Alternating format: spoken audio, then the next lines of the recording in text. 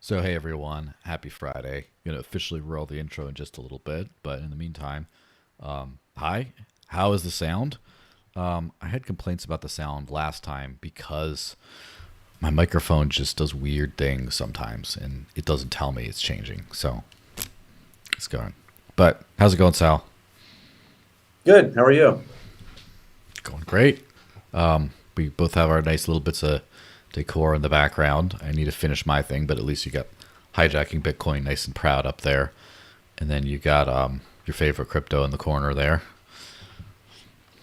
I like the onion. Yeah, that was you can't see it from the stream, but that's a little Tor onion that Naomi Brockwell gave me because she got it from some conference or something, and I'm just like, can I have that? She also No, that's gave sick. That's cool. the visible Vegemite you can see on the shelf too, and Okay. oddly enough, I'm one of the few, non-Australians who actually enjoys Vegemite. I don't like love it, but I think it's nice to put on some stuff. Most people think it tastes like ass. Never had it. It's one of the things I've never actually tried. Yeah, it's like I don't know. It's like super funky, umami, salty, almost a little bit of bitterness to it, kind of. You gotta hit it with like butter and cheese or something creamy to like balance it out. Otherwise, it just is too much. But yeah, it's good. Well, Put a tiny dollop I'm and some going to mac and Europe. cheese. I'm going to Europe, and I heard they have it over there, so I'm going to try it. They don't. This is a quick way to make all the Australians angry because in the UK they have Marmite, which is similar, but it's not Vegemite, and they'll get very Right, angry that's because right. theirs is the better one according to them. I haven't had Marmite, so it's always there. I'll stick with Mac. peanut butter and jelly. Yeah, Maxis abound everywhere in all walks of life. Let me see. I think we're probably pretty good to go roll the intro and get into this stuff because there's a lot of interesting things happen. But all right, ready? Intro. Three, two, one, go.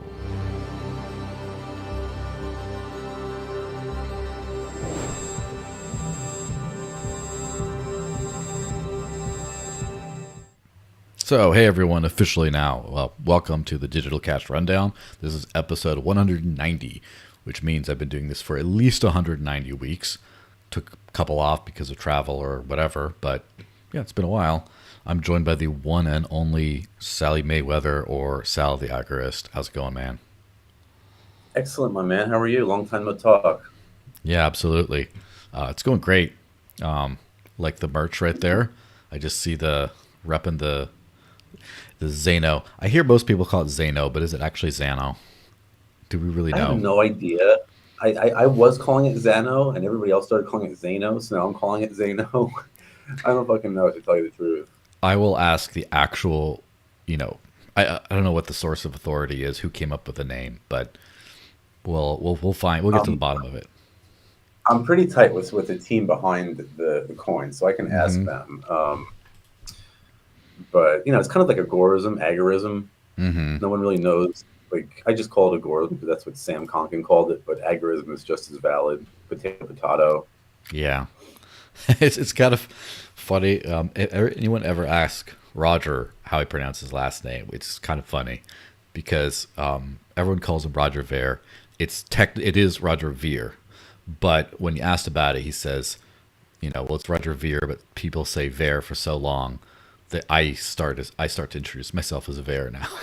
So like they Well, won. same thing with your first name. Is it Joel? Is it Joel? No one really knows. It could be both. Yeah, yeah, it could be that evil shill person too. Never know. Things work out Sal's however. very easy, baby. Yeah. Three letters in my. You can't screw that one up. Trying to think about that. Can you? Sal, Sal. sell, sell, sale. I don't call you Nah. Sale. I No. mean, if you're from like Wisconsin, maybe, or if you're Yeah. Spanish, it could be Sal, like salt. Yeah. I guess it all turns out the same. All right. Well, let's kick this Yeah. thing off. First, let me get a quick shill for Coin ATM Radar, who were so nice to me because they didn't think they were going to make money on me, but they said, you know what? Why don't we just give you something anyway? Let me. Where am I losing all these buttons here? All right, here we go. So this podcast is very proudly sponsored by Coin ATM Radar. When you're buying crypto with cash, an ATM is much more reliable and it's safer than meeting some random person in a random place and getting shanked. That's not in the script. And unlike an exchange which could freeze your account, you truly do own all the crypto you buy. With Coin ATM Radar, you can find crypto ATMs and other services where you can buy or sell cryptos for cash. On their website, search by coin, address, if an ATM supports selling as well as buying, and you can also search by geographical area such as country, state, and city. And you can compare actual current fees at different ATMs. Find out more, go to coinatmradar.com, which is coinatmradar.com. But yeah, if you watch, I actually haven't seen their X account post anything lately, but when they did, they were quite spicy. Very, very, what, do you remember when woke used to be sort of slang for something good and positive, and then it turned into that? Yeah. When you're just, it's like For you're sure. woke, like kind of like Eddie Bravo style, like you're just aware of like the lizard people or whatever, and it was kind of jokingly used for that, but then it just became everything evil, kind of. It was co-opted by the state again, as they always do. Yeah, absolutely. And by the way, everyone, just one more thing. Sound. Make sure the sound's fine. Tell me how the sound is, et cetera, et cetera. All right, so this first thing here, I'm going to share this meme that you shared because, why not? About celebrating a 5% pump after 50% dip with all the hugs. So that's kind of is maybe the exaggeration, but it's kind of the story of the last couple weeks where you had worldwide markets, especially, at least what I care about, crypto markets, get tanked after the Trump tariff announcement. And then he said he wasn't going to cave on it. And then he said, oh, never mind. I'm going to do a 90-day pause on this, but except for China. I'm still going hard in on China. And then that's kind of where we're at today, and things rebounded. So that's the recap of it. What are your initial thoughts on that whole thing? I think it's a nightmare, dude. I mean, last year I killed it in the crypto markets, and I gave all of those gains back in like the month of January.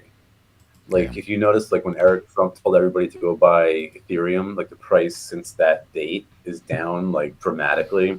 I mean, and that was before he did the tariffs, and now he did the tariffs, and shit really hit the fan. So there's not too many good things to say about Trump's record in the crypto markets right now, at least from my perspective. I've been getting absolutely clobbered over here, but yeah, it'll again. It went up it went down like dramatically, and they got this little bump up from when he said he's going to do a 90-day pause. It was like, oh, look how smart he is. He's such an economic genius. It's like, but it's sort of like a cult, and they'll kind of do whatever he says is kind of golden as far as these people are concerned. He can do no wrong, so it is what it is. People like you and I are paying the price for it, unfortunately. Yeah, kind of everyone is a little bit, but the thing is, before we get to the tariff part, because that's just the latest bit. On the whole, it does seem like he's done a lot of things, or his administration at least has done and said a lot of things that are extremely bullish, extremely positive, and then just the prices just in the markets didn't seem to react. It's almost like after it looked like he was going to win, the markets kind of already bought the rumor, and then just after he won, and then he pumped and dumped his shitcoin, and then Melania rugged him, and then rugged everyone else, and then just Malay rugged people, and then Haktua rugged people, and that thing kind of like just shook out all the positivity and kind of did that. Do you think it was before, because like the tariffs actually affect markets like more directly, I guess, but other than that, from a market perspective, do you think that was just sort of like buying the rumor, selling the news kind of thing, or do you think there was just more, I guess, uncertainty or reason they didn't like do super well? I think it's partially true. At the same time, I think that he's sort of, the idea was he was going to come in and sort of end this whole war on crypto. He's going to fire Gary Gensler and stop all the persecutions and stuff like that.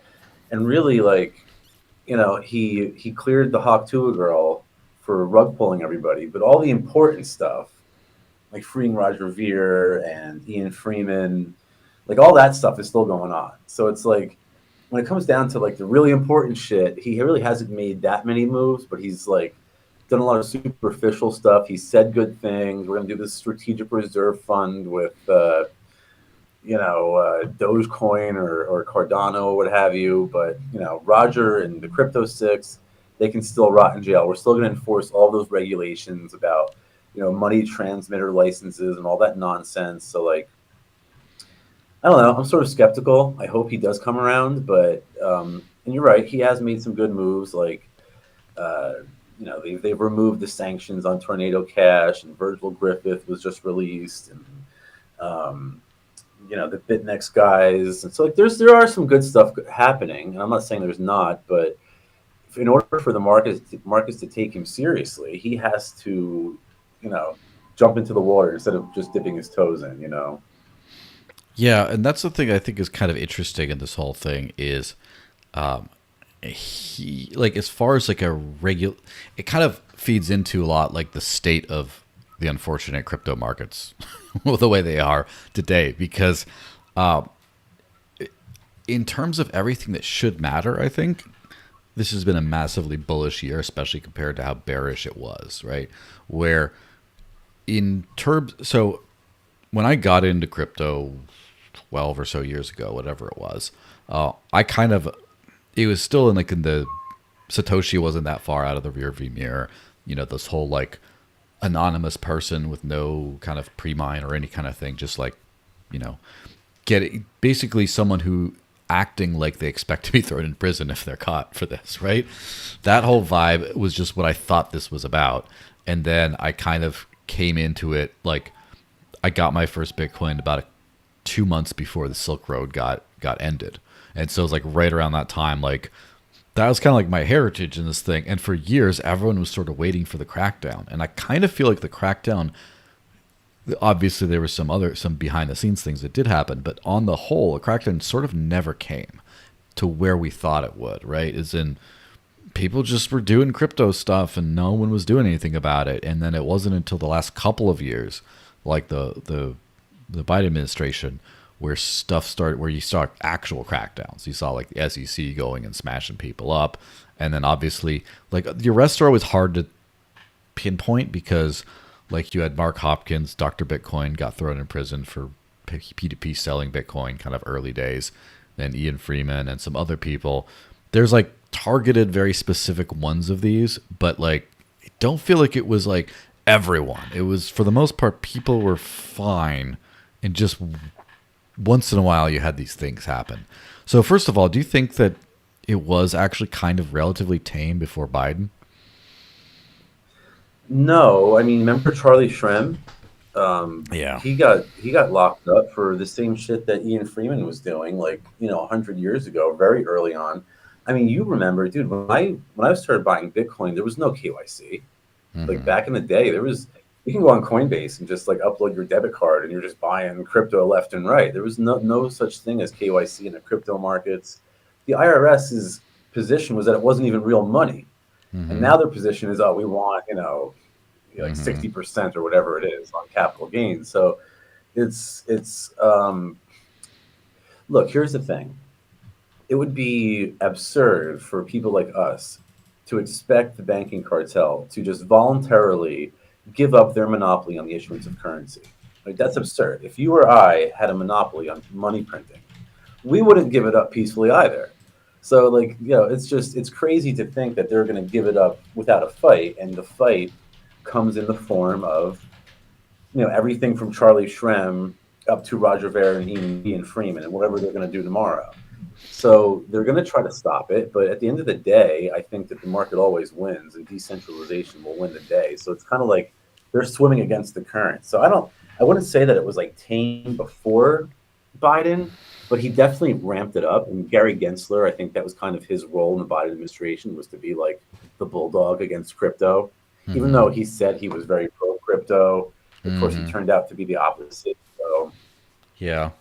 guess my feeling is, well, first of all, with the Shrem case, I kind of feel like that was part of like the Silk Road bust, where if you're selling, you know, drugs and other stuff that the government doesn't like on an online marketplace or whatever, like to me, the reaction against Ross Ulbricht did make a lot of sense as far as like, oh, this is what happens when you stand up to the state in such a bald-faced way. Is like they do come after you. That felt like coming after, and I guess Yeah. Charlie Shrem, as if you forgot about the Bitcoin side of things, if you just thought that BitInstant was supplying Silk Road tokens, then that makes a lot more sense under that context that they just kind of go after that. But then, you know, the Coinbases of the world, the Krakens, the P2P marketplaces, local Bitcoins, all that stuff was just fine for you. No, fine.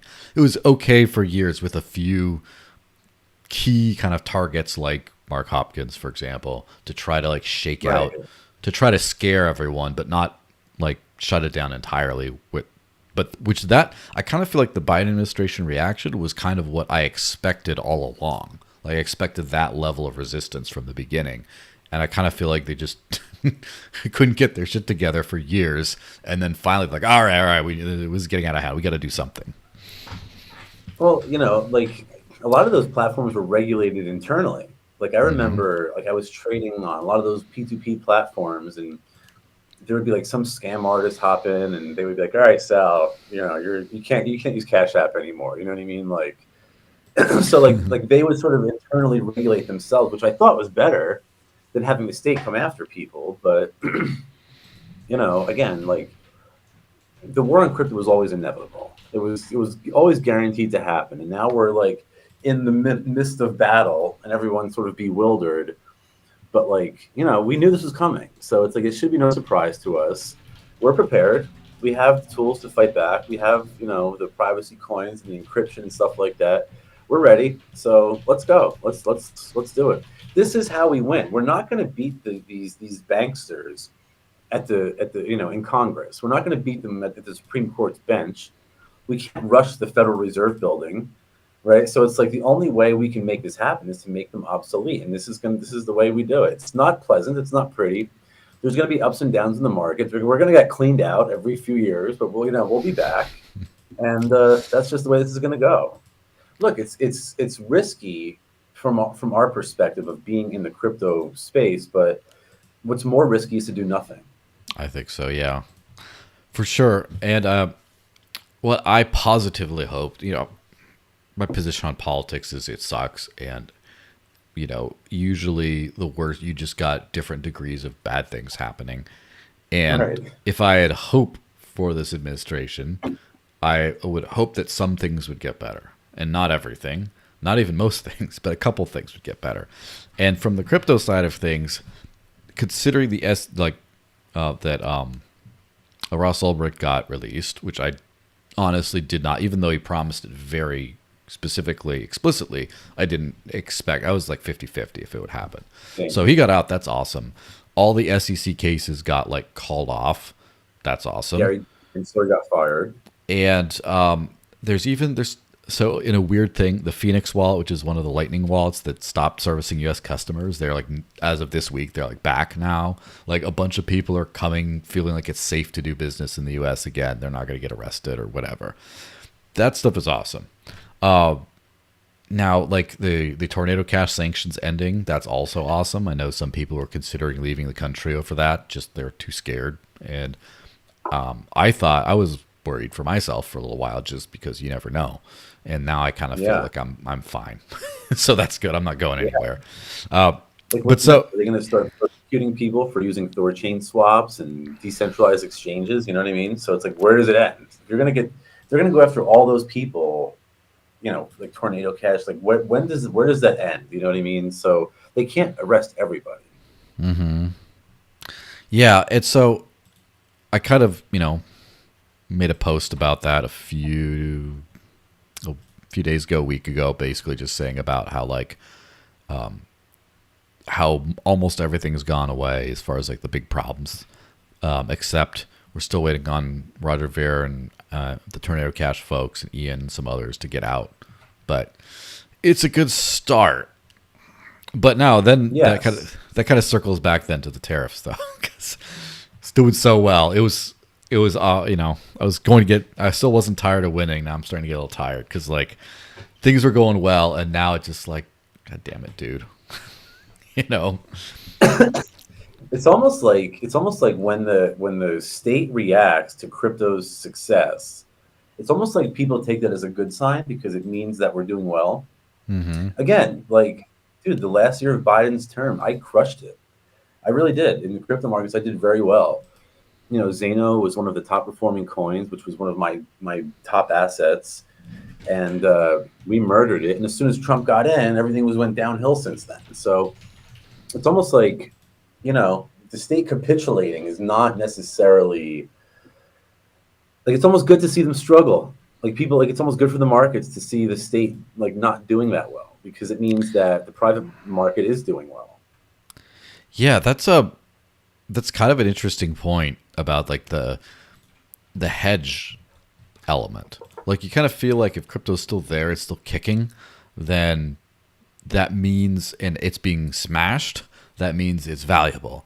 But then as soon as it's like almost like Trump comes in and launches a bunch of shit coins and people are like, oh, crypto's a scam after all, get rid of it.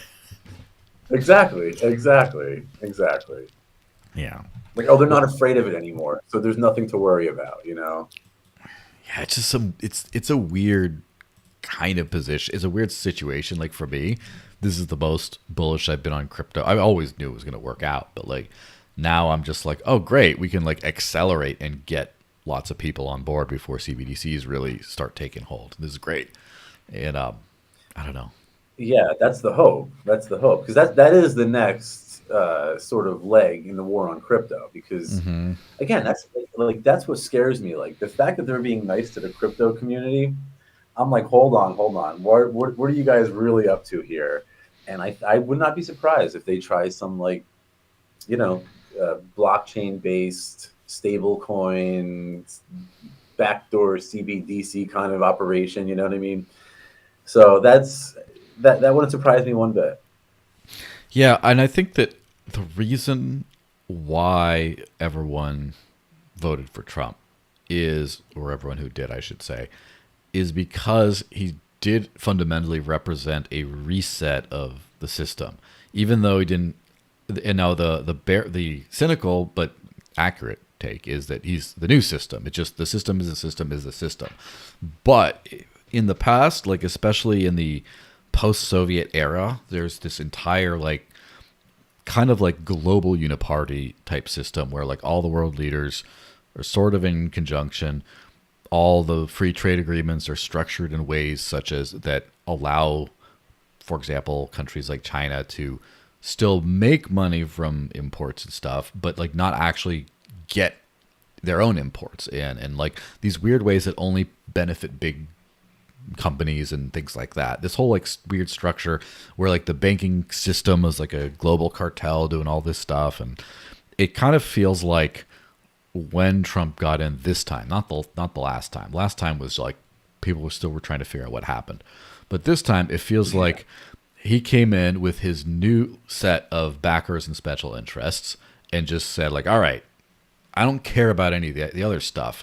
My, puppet masters or whatever you want to call them. These are the new guys I'm catering to, and a couple of them have been the same. Like for example, the like State of Israel type lobby is like one thing that is a commonality between those.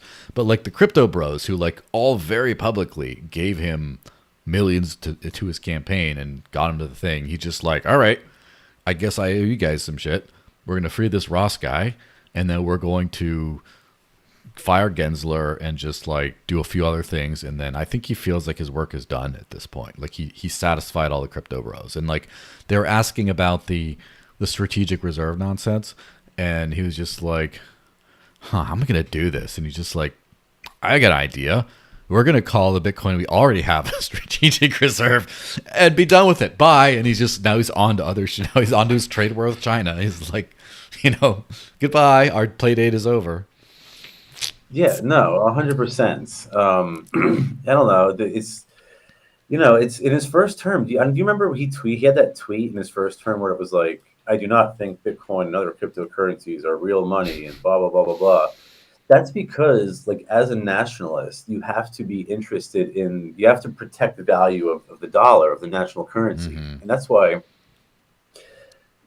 also the other aspect of this is that Trump really cares about his own reputation. So, that's why in his first In a term, and weird even way, right yeah. now, yeah, like even like right now, he's pushing for low interest rates, which is terrible for the U.S. dollar. And he's smart enough to know that. But what it does is it creates the temporary illusion of wealth. Before the bill comes due, it creates a temporary illusion of wealth and makes everybody think like, oh, you have good times ahead, and so on and so forth. So like, he wants that sort of like, I guess it's sort of contradicting of views there, because in one sense he wants a strong dollar, he wants the dollar to be the best currency in the world, but on the other sense he wants low interest rates and cheap, easy money to make himself look good. And I think, he'll play to his donors in the crypto space, who, by the way, are by and large mostly maximalists. But he'll play to them up until a point. And if it comes down to it, where Bitcoin actually posed or any cryptocurrency actually posed a serious threat to USD, I think he would flip on the crypto space like that, and he would be, all in on fiat currency. Mm-hmm. Yeah, just that those are the people. The thing is, I kind of feel like some of the crypto stuff is because he owed people stuff, but also like after his like third NFT collection, I kind of started to think that this might be, he might have seen the light in a way. He might be like, oh, this is great. I can keep selling this shit. My NFT didn't do as good as his did. Yeah. And I would have bought one of his, but I didn't react in time. Not because, Buy one of mine either. I didn't even realize you had any. What are they on? What network? I Solana? think this is like, yeah, I was doing Solana NFTs like way back, and it was Mm-hmm. mainly for educational purposes and shit like Mm-hmm. that. I would make them on streams and send them out to people, but I did end up selling a few of them for like $100 here and there, but nothing like, not like the Trump NFT collection or something. Yeah, and he just did like three of them. Then he started selling the sneakers and his Bitcoin sneakers, and then he did is like he and Melania did their shit coins, and like I don't think he wants a lot of crackdown on crypto because then he can't do that anymore. So he's like, so it was already trending in at least a crypto positive direction, and then a bunch of people cornered him or like, look, if you want the libertarians to vote for you, if you want the crypto people to vote for you, we like these things. And I feel like, not dip too far into the political side of things, I do think the libertarians kind of screwed up in that they didn't really like make concerted demands. They didn't, like, the Bitcoiners were like very clear, or the crypto people, I should say. We want Ross out. We want all this SEC stuff gone, because like all these, like Jesse Powell, both the Wigglevoss twins, people like that, came and just said, "Here's $1,000,000. We want these lawsuits to end," and he's like, "Done." Whereas like Yeah, right. whereas like on the libertarian side of things, they're just like, "Oh yeah, we want you to care about freedom, and I don't think we like war. And by the way, put a libertarian in the cabinet." And he's like, "All right," and then he's like in, and so then he's just like, "What did I owe this guys again? I don't know. Go bomb Iran or whatever." Like Yeah, he didn't right. have like a to-do list of like to do things to make them happy. But at least with the crypto He's sort of people, like, he did check off some boxes because he had them. it was almost like he conflated the two communities. And don't forget, Yeah. like at that the LP convention is where he promised everybody he's going to free Ross. Mm-hmm. So like it was like the libertarian crypto world, like he kind of took it as one and only sided with the crypto people. So like of the crypto libertarian space, he played nice to the crypto people, but not to the libertarian side of things. So hopefully that's to come. Yeah, But I'd be surprised. I think the Ukraine war stuff might be folded in with the libertarian side a bit, although that was kind of like everyone who's not the Democrats is like, we got to get that war to be gone to end it. And I think he's Didn't he probably, resume like arms shipments? I don't even remember. It's such a, like, I have like PTSD and like brain overload from just the last few months because things have happened just way too fast. I cannot keep up with like the tariff game either. Like what were tariffs like from these countries and to these countries before? What are they now? What are they going to be? Is it just a 90-day pause, or is it still coming there? All these people propose. I heard so many countries came in to try to negotiate a zero tariff deal, and he was like touting it, and they like rejected it all. And I'm just like, well, like where are we? Like I don't understand where we are today. If anyone said, what is the status of like the whole tariff situation, I'd be like, I'm pretty sure we're beefing with China, and that's about all I know. Dude, 125 or 24% on China. Like, I don't think most Americans realize what that means for consumer goods, for the e-commerce market. Think Mm-hmm. about how many people are, employed, making a shit ton of money off of, FBA and Mm-hmm. stuff like that. And all of those industries are just going to be slaughtered by 120. Dude, my 3D printer Go Burr, we get all of our product from Creality, which is a Mm-hmm. factory in China. And that's not like, we're not saying, oh, we refuse to do business with Americans. It's that Creality has the most customizable 3D printers for the lowest price, which allows people who are sort of, a 3D printer might be financially inaccessible to a lot of people. But if we give them, the basic Ender 3 model, and we say, all right, hey, you can upgrade this and you can print your own AR-15 or something like that, that's a much easier sell. So that's why we source from them. But if we're spending $20,000 to ship, you know, 50 printers over to America, now I have 125% tariff. What am I going to pay, 50 grand for the same exact shipment? So like, it's just unfeasible for a lot of e-commerce sites like my own. So generally speaking, so obviously you get stuff for cheaper because it can be produced cheaper, and then the generally speaking, the cost of moving it to the U.S. is like just super ballpark. Like what percent is in it's not a tariff, but is in the actual. If there was the same production cost in the U.S., what would be like the price difference? Is I guess my So question. well, I mean, it's not even that. It's they can't produce it in the U.S. Like we can't get like there is no comparable. What kicked off the whole 3D printed gun revolution was the Creality Ender 3 printer, Mm-hmm. because Ivan the Troll was the first one to be like, "Hey, look, this is like $140 for the Mm-hmm. printer, and you can get the upgrades to make it work to print guns like relatively cheap." So that's what everybody started doing. Now it's sort of progressed a little bit, but we've always stuck with Creality. We sell all Creality products. I'm a dealer for Creality, but we would pay like maybe a G to ship things Mm-hmm. over. Now, the problem, of course, was when Joe Biden was president. I don't know if you remember, we had all those shipping delays, like off the Mm-hmm. coast of California. There was like boats that couldn't unload for whatever reason. I would get like orders of 3D printers of boxes that had been ripped open and Mm-hmm. sealed with like U.S. Customs packing tape. It's like now I got to resell this to people. Like, so not Biden was he wasn't pleasant to deal with either to ship foreign goods Mm-hmm. from, but at least I didn't have to pay more than double. Like 125% tariff is. It will be the death of 3D printer Go Burr. I'm not sure how much longer I'll be able to keep that business up in the current environment. Yeah. Do you think you can like hang on 6 months? Because I don't think this trade war is going to last 6 months. That's what I'm trying to do. That's where I'm at now. And it's like, you got bills and you get invites to Eat Them and Pork Fest. And it's like, I'm doing all the math and the math isn't mathing. So, Yeah. I'm hoping it ends sooner than later. Yeah. I saw some like, so I, I get the vibes that this is one opponent that like is too big. Like I kind of don't feel like, I feel like if I'm going to bet who's going to cave first and more, it'd be Trump rather than whatever the Winnie the Pooh guy is called. So like I kind of feel I saw some rumors that said like the White House was like ready to make a deal or ready to start talking or something, and like I think that here's the thing is like I it's hard to tell exactly what Trump wants to do because if he was super transparent about it, then he wouldn't have negotiating leverage in his eyes.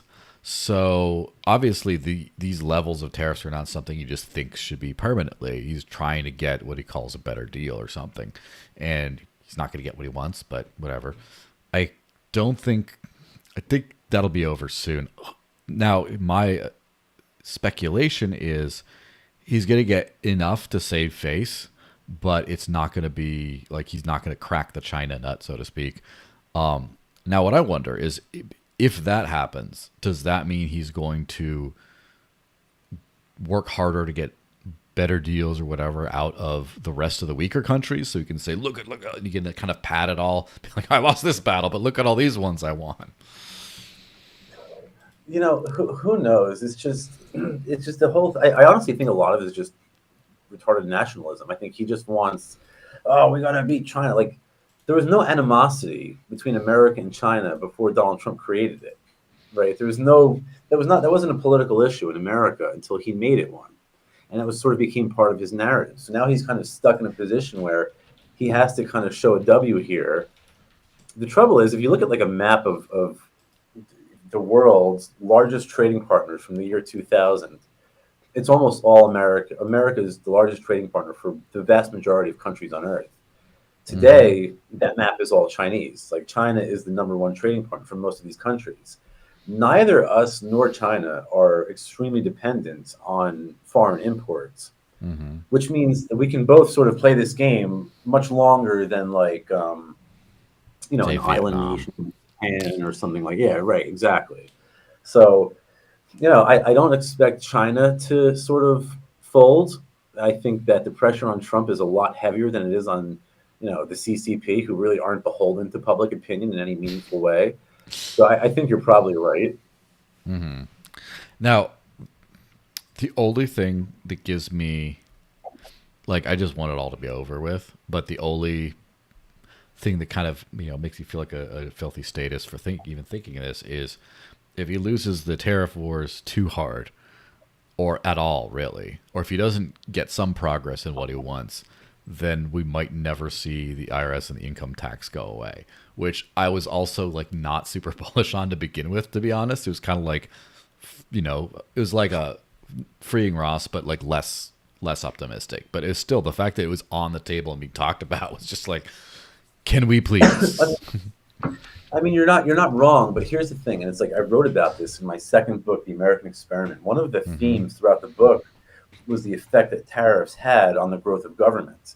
Like if you start in 1820 with the Tariff of Abominations and how that sort of propelled Andrew Jackson to request the force bill from Congress, where he was going to invade the state of South Carolina, and that set the precedent for Abraham Lincoln to do it. And it was just tariffs have really been a problem throughout American history. And actually, in 1913, we got the income tax because people were so tired of the tariff. And Woodrow Wilson sort of said, well, look, I'll reduce the tariff burden, but only if you accept a very small tax on your income. People are like, all right, fine, just get rid of the tariffs. And of course, that was a bullshit lie. So now when Trump comes out and says, look, I'll get rid of the income tax, but you just have to accept a small little tariff. I'm like, come on, guys, we've been here before. We know how this plays out. We're going to wind up with an IRS and an ERS. Like the point of the income tax was not about revenue collection; it's about obedience. Yeah, and I don't see them giving that up anytime soon. Yeah. Now, something that might seem more realistic is the no income tax for people under a certain amount, because that's very big into the whole populist thing, which that's been, I guess, Trump's biggest interest group or backer has been generic, blue collar white people populism kind of. And so if like the little guy, and by the way, there's so many crypto people, especially like the Litecoin community. The Litecoiners are the most average Joe people in all of crypto. And like I say that like they all like have like they're all like a dad who was like, I gotta pick up my kids from school on the way to the thing. They're all just like real salt of the earth, like I would say good people. Like I like the Litecoiners. These guys are great. But the response from that community to the whole tariffs thing has been like very like pro tariff from a lot of a just misunderstanding. I know. Point of view. What's up with that? Just a very like, we want our jobs here and screw the foreigners. Kind of like not a very like a very strongly held conviction. Just, it's not very focused as far as like a policy take, but very much of a, all these big corporations have been screwing us over generations, and we just like to the little guy to get something back, and which is all great thoughts. It doesn't really apply to this situation because the tariffs will screw you up for lots of reasons. But it's kind of interesting to see that, and I think that when those people start to get like everything's more expensive on Amazon and they get upset, I think that that'll be a problem for them. So I think that what he could potentially pull off is that no income tax if you make less than 100 grand or 150 grand kind of thing. And then, doesn't, everyone ends up, there's always like trickle down effects of like everything else anyway. They will still pay more, but at least they get to feel like, oh my gosh, old Daddy Teabag helped us out here. Yeah, 110%. I think, if you did have a situation where there was, $30,000 iPhones, he would have no choice but to go back on that policy. There would be a revolution in the streets. You know what I mean? So, like at a certain point, he has to throw in the towel there. It's just unrealistic to have 125% tariff on your largest trading partner. The two largest economies in the world. It's just not realistic. Yes. So you mentioned about like the privacy stuff because that's kind of seems to be a new meta in this whole thing. Let me throw up on the screen the Solana thing because that's kind of where I sort of started to take notice there. Solana developers posted introducing confidential balances token extensions. Confidential balances are now live on Solana mainnet, the first ZK-powered encrypted token standard built for institutional compliance, without sacrificing sub-second finality, blah, blah, blah. So basically, the super TLDR of this thing for crypto people is Solana's allowing people to make tokens like, let's say, a stable coin where you can hide balances from addresses and when you're sending. And also you can put in like a backdoor for like contract owners or regulators or something. So all in all, not perfect, but it is still a pretty interesting increase in like privacy and privacy tooling and visibility on some of these bigger chains where there just wasn't really much before. So have you noticed this kind of greater trend, not just in like the hardcore fringes of the crypto world, but like even in the more mainstream kind of things towards privacy? 1,000%. I'm not sure about like the whole Solana thing because I don't know what that means when you can have that level of privacy and also be institutionally compliant. I'm not sure what that looks like or how that's possible or what they mean by that. I've always been slightly skeptical of ZK snarks, and this sort of just kind of throws fuel on the fire for me a little bit. I remember seeing a transaction like years ago. You can still find it. It's on Twitter. Of like some dude was like, all right, well, if my Zcash transaction is not private, then you trace it, and I'll give you, he posted a bounty, and like within like 10 minutes, someone like had traced the transaction. So ever since I saw that interaction, I don't really promote a lot of coins that use that technology at this point, but I don't know. I'm hopeful that. Here's the bottom line. The war on crypto has sort of necessitated this shift in privacy. And that's true of me as well. Everybody knows me as like the Bitcoin Cash guy. And I still believe in the principles that led me to supporting Bitcoin Cash. But now with the whole war on crypto, I've sort of come to the realization that if you don't have fungibility, you don't have privacy, we're not going to win this war. We need to have a stronger level of privacy. So if that means using whatever tools you need to use them. You know what I mean? So I think that a lot of these sort of larger, more mainstream chains like Solana and Ethereum are starting to realize that, and they're trying to play catch up now to other coins like Monero and Dash and Zeno, Zcash and Pirate Chain and so on and so forth. Yeah, for sure. And I've also thrown up on the screen Vitalik saying my own current privacy roadmap for Ethereum, blah, blah, blah, which talks a lot about increasing transactional privacy, the base layer, and then all these like ERC20 extensions for this and that, and all this other stuff. So basically, Ethereum and Solana are coming out together on this as well. It's so kind of everyone except Bitcoin, which is kind of funny, but let's not go there. Yeah, right. But it's kind of the Model T must be the Model T. Yes, it is interesting. I think as far as like privacy is concerned, private financial transactions are just something that you need to have, and the banking system is relatively private until they screw you over. As in, if I pay you with a card, or no one else in the general public can see that, and so you need then of course the payment company knows, and then the government knows, and this and that, and blah blah blah. But even on that side, so like for example, when you use something like Google Pay or Google Wallet or Apple Pay, whatever, the merchant doesn't even get your card information. They just give a payment token, which allows them to charge the card one time, and that's it. And so you don't have that like payment data leakage. So there's a lot of like, I just don't think people are going to use money that's super traceable, period. Like regular people. People don't care about privacy, but they will if they need it. And they, at some point, if someone's like, you spent how much on coffee when you say that you're looking for a job and this, and oh my gosh, and then like, I'm going to pay with something more private next time. It's a natural thing. You bought like, how much did you pay for that vibrator 4,000 on here? Like, no, like there's real reasons why people won't use money that's not private. Well, that's that's kind of why I've always appreciated Dash and what you guys are doing, because the way money's supposed to work is that it's private when you want it to be, and not private when you don't care or don't need it to be.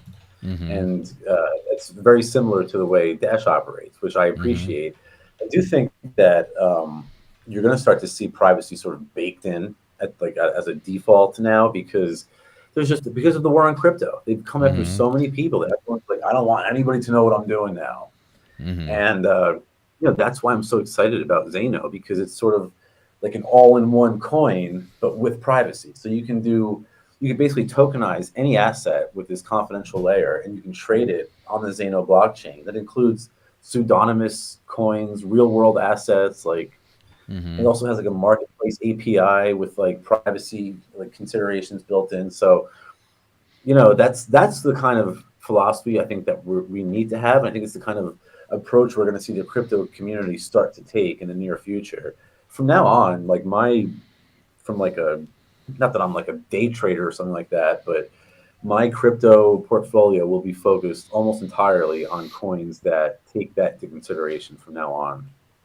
Yeah. Have you seen, I'm sure you saw Vlad Kostia, the Bitcoin takeover guy, did this little privacy portfolio thing. Because ever since he interviewed Roger Ver, was it last year? I think it was last year. And then the maxis flipped out on him. Now he's become kind of still a foot in the BTC world, but like kind of half the privacy coin world. And he basically bought a bunch of Zano, Monero, Zcash, some other stuff. And then he's been saying, he's outperformed Bitcoin this year so far. And he's been like keeping track as it goes along. And Monero is they've sort of done, if you look at the chart, like everything else will be red, Monero will still be in the green. Zano was one of the top performing coins last year. I don't think Pirate Chain has done too hot, but look, at the end of the day, like it's for us, people like us who are in it for the cypherpunk ethos, we're using it. I'm using this shit, right? This isn't like I don't stick underneath my mattress like the maxis do. I'm actually trying to do counter economics here. Like it's just from a business perspective, they've made it so difficult. Look at like just not to go back to 3D printer go bird, but like the state of California, all these regulations. Yeah, it's a great example because we're using it the way that Satoshi intended it to be used. We wanted to get rid of that middleman because, like you were just saying, people don't want you to know. You don't want everyone to know what you're purchasing, especially if you're buying a 3D printer in a blue state. That sort of sets off an alarm. and we were using it for that purpose. We were using crypto for the reason Satoshi invented it. And now, one part of the war on crypto that no one's really talking about is they've made it very difficult to accept payments. Um, all the major plugins are essentially, they've gone after all of them. PayPay, Coinbase Commerce, you name it. And that was like the sort of the first attack at 3D printer Go Bird that we had to deal with. And it's been very difficult. It's been very difficult. But as we move closer to privacy coins, I'm hoping that that's no longer the case. Yeah, and there's a few. And we'll talk about that effect, kind of circling back to why the Biden administration was good for crypto, kind of discussion a little bit. But there's one thing I was chatting with the Xano folks about is they're trying to get into like payment processors and stuff, and it's just hard when you're a privacy coin, right? Especially like can only be used privately type thing, and it's like no one wants to. Thankfully, there's things like BitRequest, which is just a basic payment portal for this, and fully open source. You can integrate. I think they have Monero and Dash and some other things, and I think they're going to add Xano at some point in the future. I don't know when, but there are options. One thing I noticed with the Biden era, you had a lot of payment processors just refusing to do business with U.S. customers. Like, for example, Coin Payments was like the OG payment processor. They were just like, nope, we're out of the U.S. A bunch of places did. Then you had freaking Now Payments, who's like, we don't do businesses with U.S. customers. But then if you open a business account from the U.S. with a U.S. address, they just don't care. So they kind of did that. But there's just so many of these that just left. And sorry, you broke up there for a second.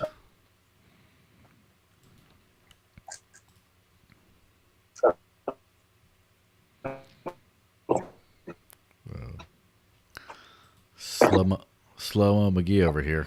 I guess I'll just filibuster until the quality kind of comes back in.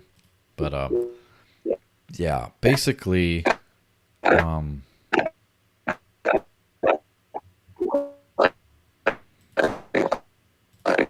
so let me actually stop the audio for a second, so you guys don't have to hear that while the whole thing happens. But quality will come back.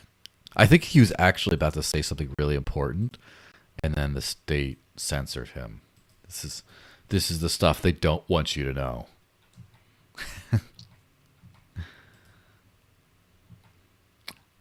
But and I'm sure I'll have to repeat it later in a little bit. But one of the challenges. There we go. Let me just switch to right here. So yeah, one of the challenges has been that whole payment processor thing. But what I've actually noticed is it has given way to a whole lot of non-custodial payment processors, right? Where now you have processors that don't actually take custody of the funds, because at that point, that's kind of where it ended up being. That's where it ended up kind of into money transmitter areas.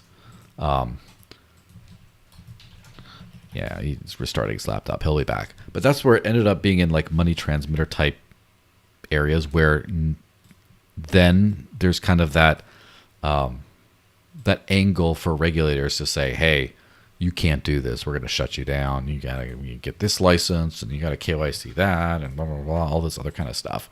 And so I really think that that's kind of the way forward. The challenge, though, is when you have non-custodial payment options, right? The challenge is everyone kind of wants really smooth, fast finality to a bank account for the most part. I don't care. Obviously, I would say people like Sal don't care at all about that stuff. But it is a reality that a lot of businesses do really need this to operate. And that's where like the custodial payment partner stuff comes in. And the problem, the way you solve that too, is I think that if you can do an auto DEX swap to a stable coin as soon as you receive it. That can be done completely non-custodially, and then you lock in the value or the for accounting purposes or whatever. You get that exact amount, and then you the merchant is then at free will to then on ramp, such as a company with like Spritz, for example, in the U.S. works well with this on ramp to from like say USDC or one of these stable coins to the bank account. And so then you could accept crypto entirely non-custodially, still have all your value in accounting in fiat, so you don't make like $48 in sales and then have like $56 worth of crypto, or like $42. So now there's like an accounting mismatch, all this annoying stuff where it actually works for you, but then you can non-custodial crypto, accept that, and then still get it to wherever you need to use it in the end. So it is kind of interesting. As a complete side note, one thing I thought was fun, like when you're talking about these interim steps as far as like making commerce work out, when in a world before people are like, oh, we're all on a Bitcoin standard or a freaking Dogecoin standard or whatever else it is. In the meantime, obviously the stable coins are a step for to kind of consolidate that value, so you don't have that volatility that kind of goes on there. So obviously there's that, or there's like selling immediately through an exchange. But one thing I thought was interesting is, what if you could queue up like payments, like bills? So say you're a business and you have to pay rent, for example, or you have to pay electricity, or you have to pay salary. And it would be interesting if you had a wallet, or your whatever wallet, so you get paid in crypto. When your total crypto sales hit a certain value, it auto triggers paying of a bill. So like say someone pays you in like 200, like some customer buys like $250 worth of merchandise. Okay, well your electricity bill for today is like 200, or for this week or whatever it is, or this month, it would just automatically pay that bill for you.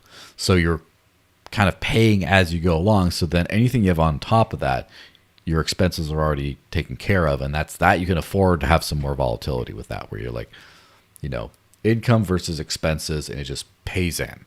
And so that would be kind of actually, an interesting thing to do. It does kind of set up a sort of a bit of a interesting. Oh, I heard a sound that our friend is back. Yay! How's it going, man? I have no idea what happened, but my computer just took a giant shit, so I'm coming through from my iPad now. Oh, wow. So like the computer itself, it wasn't just like an internet issue, huh? I don't know what. Honestly, it just. I have no idea what just happened. It was just like you were talking. It was like da da da da da, and it was like an echo to it. It was really odd. Yeah. So basically, where we left off is we were talking about the payment processor stuff, and then you started to melt into the wall, and so then I just did a solo monologue on that, and just the filibuster. Every freedom fighter these days needs to have a good filibuster on deck. So basically, I just kind of went into about the payment processor during the Biden years. A lot of the crypto payment processor companies turned non-custodial. They found ways of not taking custody of the funds to get around those money transmitter loopholes. Have you That's noticed exactly a little bit of that? Oh, 1000%. We were using Coinbase Commerce for a while there just because it was easy, and they switched from a non-custodial to a custodial solution where they actually were in charge of the funds. And I was like, yeah, that's a bridge too far for me. So we experimented with some other platforms, but we didn't really find anything that worked too well. And eventually we did have to cave. And, the problem with Coinbase is they make it so friggin' easy. It's just like a simple plugin. You're on Shopify in the back end. You just click a couple buttons and you can accept crypto. And you can pick what coins you want to accept. I would really love if there was some sort of maybe there is a solution. I don't know. I wish there was some sort of Monero or Zano or Dash or anything sort of plug in on the back end where some developer made it who wasn't part of Shopify. I could put it on my site and just start accepting payments, peer to peer instead of going through Coinbase or something like that, or coin payments. Yeah, I think you can with bit requests, and I'll send you the link. But basically, Yeah, send me all that. actually, I'll put it up on the screen as well, so people can check that out. But it's the kind of thing where like they have to send like they email you and say, "Oh, I'd like to buy a 3D printer, Sal." And I'm like, "All right, well, it's going to be 1.5 coins, and let me know when you send it." I think it's just like a little shopping plugin where you actually pay a. I don't know exactly how it integrates into a shopping cart, but it is just a simple payment plugin on the site, so you can play around with it. It's not like an actual like plugin, but some code you can just drop I in mean, there and make it work. the thing is, like, people can't underestimate how serious of an attack that is on cryptocurrency because, going back to Austrian economics, I probably sound like a broken record here, but if it's not usable as a medium of exchange, then it can't become money. And Mm-hmm. the powers that be are not stupid. They know that. They know that better than the maximalists know that. So by putting a roadblock in between retail transactions, that's a tremendous win for them. And it's something that we really, that's one of my criticisms of Monero has always been. Like people would say, well, why do you promote Bitcoin Cash and all these other coins and not Monero as much? Well, the trouble was that Monero was so highly censored because it did have privacy. It was so effective by having privacy baked in at that base level that it wasn't available on exchanges. It wasn't, none of these payment processors included Monero as an option. So it was very difficult to get retail adoption on a coin like Monero for that very reason, which is why I always kind of preferred BCH and stuff like that. But I don't know. Again, I'm starting to come around to the idea that we don't really have a choice at this point. Yeah, and also, I think that a lot of like people like privacy, right? I think that part of the thing is people. It took a long time for people to realize that Bitcoin didn't have privacy, for example, which is kind of weird because you just see how it works. It's fine, but just to like realize, oh, this is a pseudonymous thing. Someone sees that address, they can look and see how much I have. If I get a new address every time, they can relatively easily just correlate them together when I spend them all together.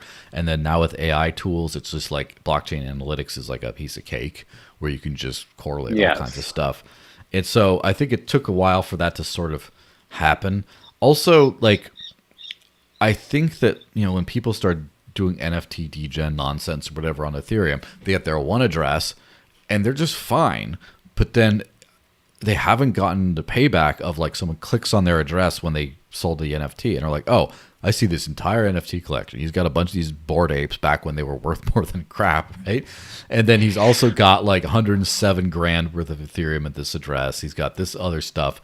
And based on, I see he like sent to this exchange that's like only in like Indonesia or whatever country this person's in. Like you could basically just look at one click and find out who you need to beat the crap out of and steal all their stuff. But no one got punished for the most part. No one got punished for that. As in everyone was just, it's fine. When people start to take this as something serious rather than just a game online, then things are going to start to wise up. But also, like, I think as someone who's been using privacy tech since, I guess, 2016, so like 9 years, I've been using things that are explicit privacy functionality.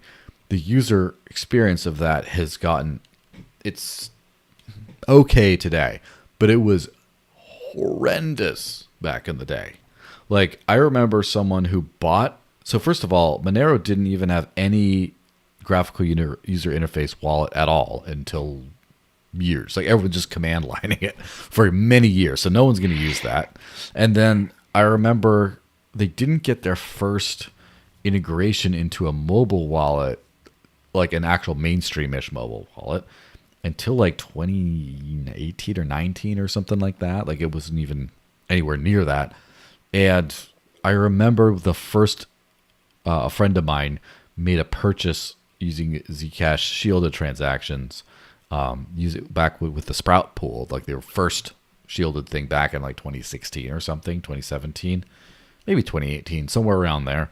And he took his laptop into a shop and it was with a command line, of course, was generating the shielded proof for like 10 minutes. And then it like went and he bought his little like, freaking. Oh, wow. And so that's the state of the tech in then. And then now, like, I could get the Zashi wallet on my phone and send a fully shielded, way better than the Sprout Pool transaction, and it just generates in like 3 seconds, 4 seconds or something, and then it just goes and works on my phone.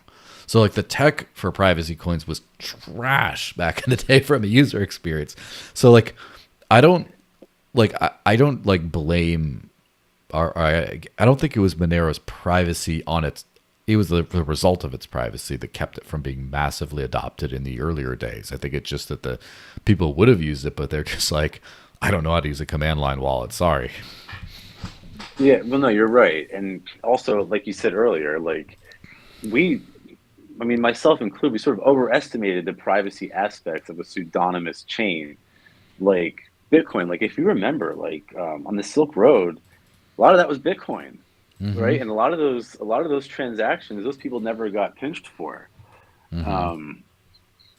I can tell you that with personal knowledge. A lot of those people never got in trouble for those transactions. When it's very easy to, especially nowadays with blockchain analytics. But like the idea at the time was that it was more work for them than it was worth to track down all of these different people. They would just go after Ross. You know what I mean? Go after the head of the snake rather than all of its different, branches and tentacles. Now that's a different story. It's much easier for them to do that, like you said. So, and again, like with all this attack on Tornado Cash and stuff like that from the Biden administration, the need for privacy, it's not even a question at this point. It's become apparent and obvious to anybody in cryptocurrency that you have to have that level of privacy now. So I'm super hopeful that actually becomes the standard and the norm, like moving on out from here forward. Like and if that's the case, of course, like what's going to happen to BTC? Mm-hmm. It's going to become the dinosaur that we always said it was going to become. It might retain some of its network effects and branding value, but from a functional perspective, there's you have to throw in the towel at a certain point. Yeah, and I kind of feel like they have. Like, I don't know exactly how deep the towel throwing goes, but like for example, Lightning Network channels and nodes are at a almost 4-year low right now. I know. And the guy in the space yesterday was defending them. Yeah, that was like, was it the one saying like that's not what I saw, or was it the other guy who was saying like, no, it's great, or I don't know. No, but he was like this, like saying how great it was. It's like, what are you talking about? It doesn't even work. No one's using it. It's super centralized. There's terrible issues with the routing. It's a nightmare. Yeah, and you have to use it to figure that out, and most people don't. I had a spicy tweet, I think, yesterday that was basically said like the number one use case for crypto is like mass scamming people, and the number 2 use case is cypherpunk virtue signaling while you still use your bank. It's like that's kind of it. Like people love like and people, Monero's another victim of it. Again, not saying everything is really where like people, yeah man, no banks, screw the banks, blah, blah, blah, and then that's all they use. But then they gotta, because I know that you actually use this stuff, so you're not gonna get your feelings hurt by this. But like people will have like a Monero poster in the background to just do the Guy Fawkes mask for their profile picture and use only banks, and I'm just like, right. Like, I know, dude. It's a nightmare. But again, like our hands have now been forced, so it's almost like a blessing in disguise that Joe Biden was such a piece of shit, because he really made us wake up to the reality of the situation. Although, what did I see? Jack Dorsey posted something like what the fuck was it? Like Bitcoin has to. He was trying to lobby the government to give Bitcoin like. I don't know what the fuck it was. I forget. But he was trying to give it like some sort of position of prominence. And it's like, dude, like we're past this now. Like we understand that you're like, you've got a lot of bags in your hands right now, but it's just not functionally efficient and like even the maxis are gonna have to come around to like, okay, you might make a quick buck off speculation, but functionally, there's nothing there anymore. It's a hollow shell of what it once was. Yeah, it's kind of Jack is an interesting character, and by interesting I mean not someone I have any respect for. But I remember in 2014 when I was like all in trying to get Bitcoin used everywhere and stuff. Square, his block or whatever they call it now, or I don't know, they integrated Bitcoin for Square payments, but for online only. So if you had a Square merchant, but you were on in your online store, you could enable a Bitcoin option for like a few months in 2014. And they're like, oh, a different point of sale was coming soon that will have Bitcoin for in person, was kind of where it was. And then that just got scrubbed. Like everything just disappeared for like years. And then, again, that's 11 years ago. Right? It's a long ass time ago. And so during this time, they never accepted it. Then Jack Dorsey, I forget what he came out with. It was like a miner or node software or something, or like a node hardware thing. He was selling some Bitcoin nonsense, and he wasn't accepting Bitcoin. This was like a year ago. And everyone's Yes, I roasting him remember over that. that. And he's like, well, hodl your Bitcoin, don't spend it or whatever.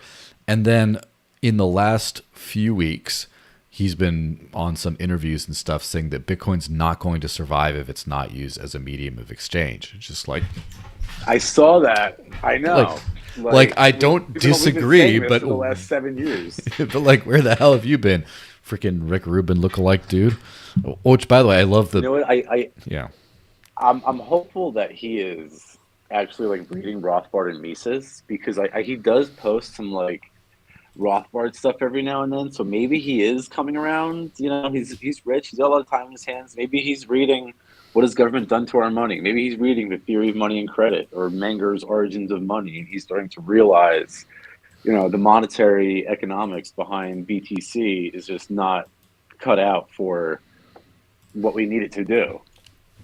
Yeah, I think it's an interesting contrast between him and our Lord and Savior Elon Musk, because they are they're like polar opposites in a weird way. Because like Jack Dorsey is very much about libertarian ideals, very much in the depth of them, as far as he's like sharing Rothbard and stuff like that. Like that's his philosophy. Elon doesn't care about that stuff. He's like a center left person, kind of like at his core, just pretty apolitical. But if anything, I think the carbon emission tax does make sense, and like some like crap some like crap like that. But for the most part, but then in terms of actions, they're opposite, because Jack Dorsey is a perennial tourist. Like he's the classic Burning Man guy who goes to do all this spiritual nonsense before then he goes home and just lays off everyone who's about to go on maternity leave at his company. He's like exactly that guy who's just like enlightened, but then does just it's all a hobby for him.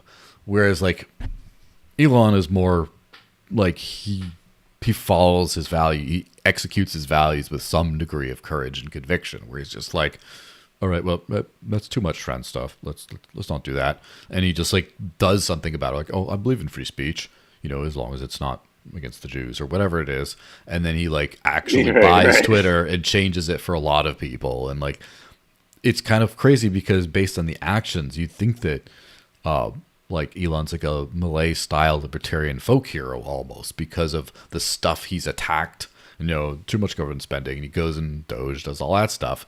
But he's not philosophically that liberty friendly. Whereas Jack is busy being a tourist. He's just kind of like, oh, look at the cages, look at the animals beyond the savannah. And he's just like, then he goes and sips from his like glass Airbnb or whatever. And yeah, I don't expect him to do anything real.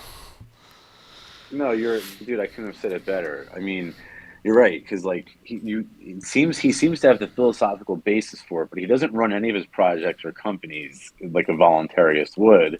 Whereas Elon Musk certainly does not have that philosophical underpinning, but he does seem to get it right more often than Jack Dorsey does. Although the one caveat here is that you see Elon reposting a lot of stuff about Ron Paul and things like that. So he might be going through the same journey right now that like I went through in 2008. You know what I mean? Where like this is why I said the same thing to Ian Miles Chong. I was like, That a guy. lot of these right wing influencers, they need to do a deep dive on Rothbard and Ron Paul and Mises because they're not too far away from getting it, but they're not all the way there.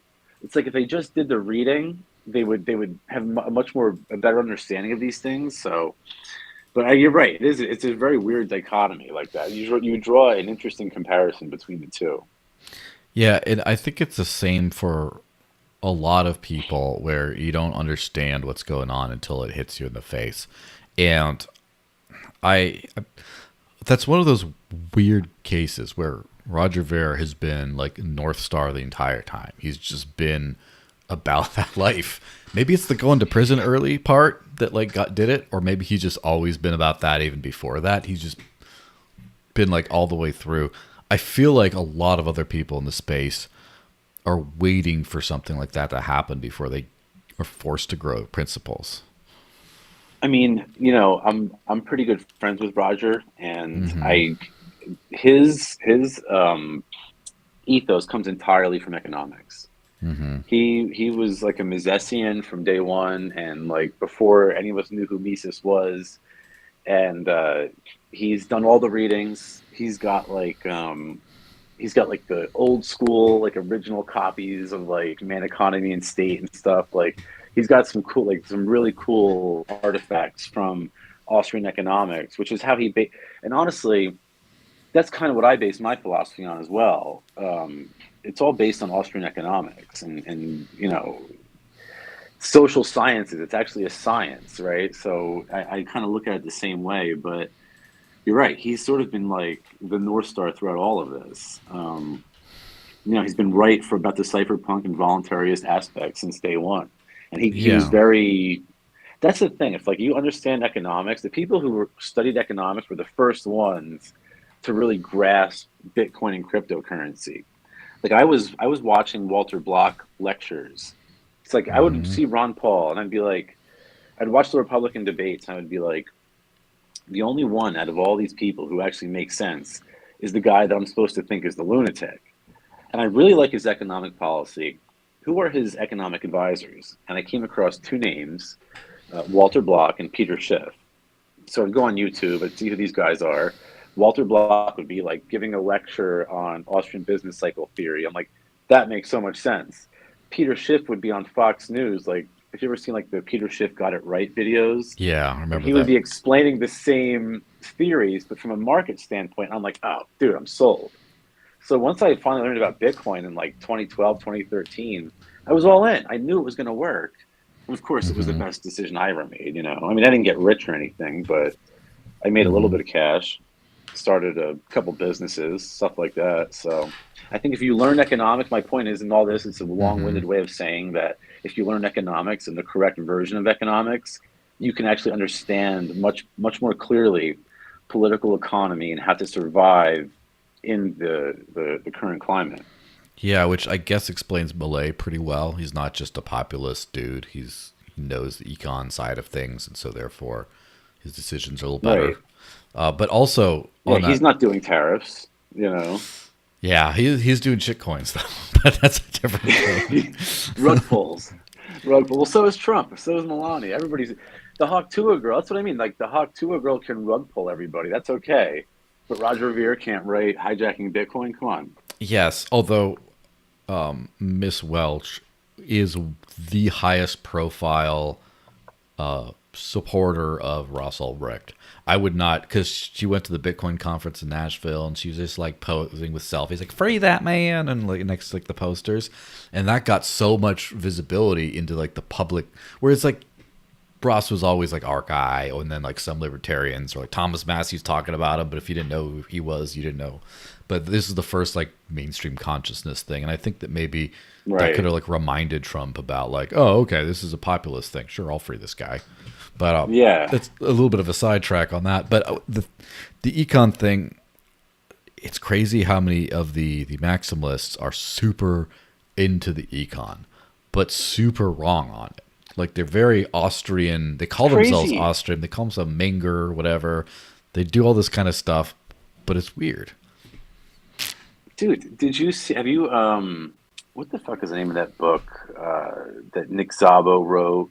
It's like the whole thing about like shells and stuff like that. I forget the name of the book. It's escaping me.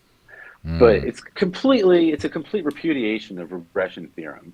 And Saifedean Ammous, in his book, The Bitcoin Standard, he pays homage to this theory over and over again. I think he even cites Szabo in the beginning as one of his like inspirations or something like that. And it's like, so wait, which is it? Are you an Austrian or are you not? Because you can't say like paying lip service to Austrian economics while repudiating everything Austrian economists believe. That's why it drives me crazy when I see people from. I know, but like, and then you see people from the Mises Institute like promoting him and his work, and it's like, why? Have you read what he said? Do you see what he's talking about? It's not Austrian economics at all. At least not Austrian monetary theory. Yeah, and that's the funny thing. If I were to give a guess at why this kind of thing happens, it's both ways. It's like the crypto people don't understand economics. And so when they hear all this Austrian lip service, they're just like, okay, I heard that that's, like, I heard that that's the good stuff, the freedom, the sound money, and so therefore Austrian economics is good. And if Saifedean Ammous says Austrian economics and the Bitcoin Standard, then therefore it's all good. Like, I don't know. I don't understand it. And then you have the other side of things where you have like the liberty side of things, which is, I would say, like the libertarian think tank world is so much older than like, it's a bunch of like, boomers, and they don't understand the tech. So they're like, all right, well, Bitcoin's the good one. And the digital gold, they don't understand that there's more. They don't understand that there's more with limited supply. You're right. They don't understand any of this stuff. And they're just like, and then you're right. And then when they hear about hijacking Bitcoin, they're like, oh, let me look into this. And then they're like, oh, Bitcoin was high, and the maxis are losing their shit. It's because these guys were never on your side to begin with. They just didn't know anything. And same thing, the maxis, they don't know anything about economics. They don't understand like how that works. You're not, you're probably 100% right. That sounds about right. Like, you're not going to get guys like, Lou Rockwell to sort of learn like blockchain, and Walter Block is not going to sort of pick up like, these concepts either. They're a little bit past their time, but like, even if it's just a cursory reading of Mises or Rothbard, I've written articles on it. I'm sure, you've probably touched on all these things too. It's like, it's so obviously the opposite of what the maximalists, everything that they stand for. Like, how could they even like confuse it? Like, even if I was a maximalist and like you're saying, I'm like, all right, whatever, Austrian economics, it sounds good to me. You think one of them would pick a book and say, well, let me see some Austrian economics. And as soon as they do, they're going to find out that it's what they've been sold a complete lie. That's the weird thing, is that first step is something that people don't do. Like, it is super rare. And like, for example, I come from like a little bit of a journalistic background, and one of those first things you do is when you hear something, you look for a primary source to cite. And, like, White House says this and that, like whitehouse.gov/press. And then you look, there it is. I'm going to link it. Or if it's not there, you're just like, I'm not going to write an article on it because I haven't had an official source, right? It's kind of the same thing where it's just like, how does this work? And you're like, for example, like the Bitcoin white paper, I feel like it should have been modified or superseded by now, or there should be an official statement that says Satoshi planned clearly in the Bitcoin white paper to work X, Y, and Z. Since then, we have discovered that a stable store of value requires smaller blocks and this and that, and therefore we do things differently now. Like, there should be that out there, but it's not out there. People are just, Bitcoin does this. And then you're like a Bcasher scum if you go reference the white paper, and there isn't, but it's still there. And like, who gets into Bitcoin and then doesn't like read the source document at some point, and then just like, well, where's the disconnect here? And like, there's never an official story for the disconnect. It's all like a bunch of like deflection, gaslighting when people get to asking that question of why is it different, but people are expected to just never ask the question.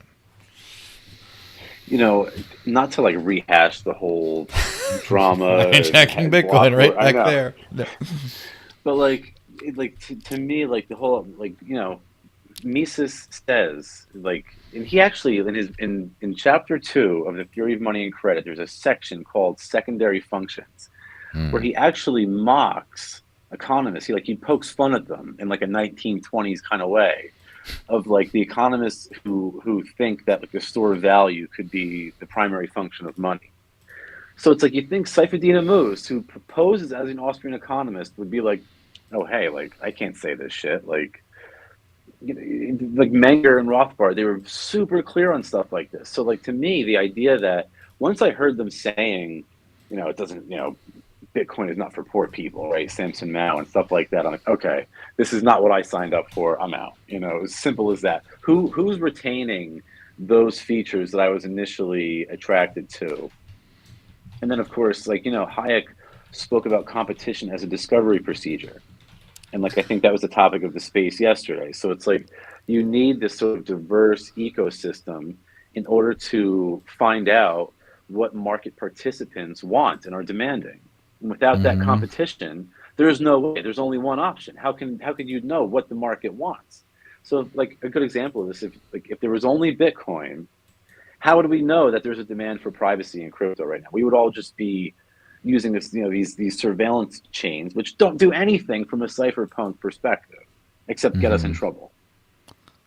Yes. Do you know who Rare Passenger was? Rest in peace, ish. He's on X. Sounds familiar. He was almost Bitcoin maxi at one point, but actually closed his bank account to use it and stuff, and then now is kind of more of a whatever. But his X account got nuked for literally no reason permanently, so he kind of disappeared, which is sad. But I mean, I'm friends with him, so I still keep in contact. But he made this point. He quoted this. There's a guy on X called Carl B. Menger, who is an awful maxi, as all of them Maxi, are. yeah. Yes. And so he quoted this guy because, my buddy Rare does know Austrian economics. He does read the stuff. He understands it. And he saw some bullshit. And he quoted him saying, like, this is not Austrian at all. And, like, I was commenting about, I said, in the meantime, is individuals literally using his name while saying this. He says, literally using Menger's name while saying that Menger's full of shit, kind of. And it's just like, and then to which he responded, like, I bet you two like jerking each other off. And I'm like literally, I don't get how you get owned that hard and you just like don't have anything to say for yourself. Like, it's probably some like kid who like got into crypto 3 years ago to get rich, and he's probably like sitting in his college dorm, like. And it is what it is. It is what it is. Look, there's going to be shit like this as crypto proceeds and gains mass adoption and stuff like that. And we get closer to the end goal. But, and it's funny too, because Menger, we're talking about privacy, and like in Origins of Money, he lays out criteria to gauge the saleability or the marketability of a currency. And one of the criteria that he says is, you have to consider a coin's susceptibility to social or political censorship. Now, like, when I read that, I even myself, like a little bit like sort of a cognitive dissonance, I'm promoting a lot of these pseudonymous chains, reading that, whereas now I kind of look back and now I'm more privacy focused, and I'm like, yeah, that makes a lot more sense. Now I see exactly what these guys were saying. That's why yesterday in the space, right before I got cut off, someone was like, the Austrians, that doesn't apply to digital money. Things change, and I'm like, I was going to say before I got cut off, I was like, praxeology is the logic of human action. It doesn't change. It's, if you look at what praxeology is, it's just a series of like idiomatic statements that sort of imply the next, and you wind up with Austrian economics, right? The idea is, humans act. Well, if they act, they must have a goal. If they have a goal, then they must have values. If they have values, blah, blah, blah. And that doesn't change. That's always going to be the case, Yeah, it's just like, it is funny to see precious metal people again, Peter Schiff, like who Peter's just been looking a lot better these days because of all the nonsense that's gone on, but he's still a little bit of a tard on the whole crypto thing, and like whatever, like let him do whatever. As soon as we tokenize gold on a blockchain that he likes, then everything's going to end up being fine in the end. So I'll wait for him to come around. But the point is, all the precious metal people that were all like, I don't like this digital stuff. They didn't go back to first principles of like, why does money have value? They didn't go on all this kind of stuff. They just went to like angry boomer noises of, well, you can't hold it in your hand and stuff like that. And what if there's an EMP attack and just all those other things? And just they never kind of got around to like, just like when you have like the Bitcoin maxis, they're like, well, it's a store of value and there can only be one. And like whatever economic stuff they use to describe why a scarce, divisible, etc., whatever asset has value, they ran out of things on that, and then now they're just like freestyling for like the other excuses. Yeah, but they also don't understand it though. It goes back to what you're saying. Like they're sort of very boomer-esque, and they don't understand what's going on in crypto. Like, Peter Schiff, he's not stupid. I think he's done the reading. I believe it. Like I can see what he's talking about. But like I've seen him say things on X where like, oh, gold has intrinsic value, but what's the intrinsic value of Bitcoin? It's like, okay, just because you don't understand it doesn't mean that there's no intrinsic, like gold, like in regression theorem, a commodity has to have a non-monetary use case that is so widely demanded that everybody sort of wants it. And in the case of gold, it was wanted for decorative or ornamental purposes. Because everybody wanted it for that reason, it was able to easily become a medium of exchange. Well, with crypto, the use case is very simple. It facilitates peer-to-peer transactions between two parties who are not face-to-face without the need for a third-party intermediary. And people say, well, how is that going to get universal demand? And my response has always been, well, look at how oppressive the government is. It's only the level of oppression that the state applies on the populace is only going up and up and up and up. So eventually, the demand for that service, for a peer-to-peer currency that doesn't require third-party intermediaries, will become universal. And at that point, that's when I think we're going to see what they call the great flippening, right? When crypto is actually going to take over from fiat currency. The market always wins. It's a matter of time till it corrects itself. So Peter Schiff doesn't get that because he's sort of very boomer-esque and he doesn't understand, the peer-to-peer stuff and whatnot. But like, he also has bags to pump. He's got that gold, Schiff gold or whatever.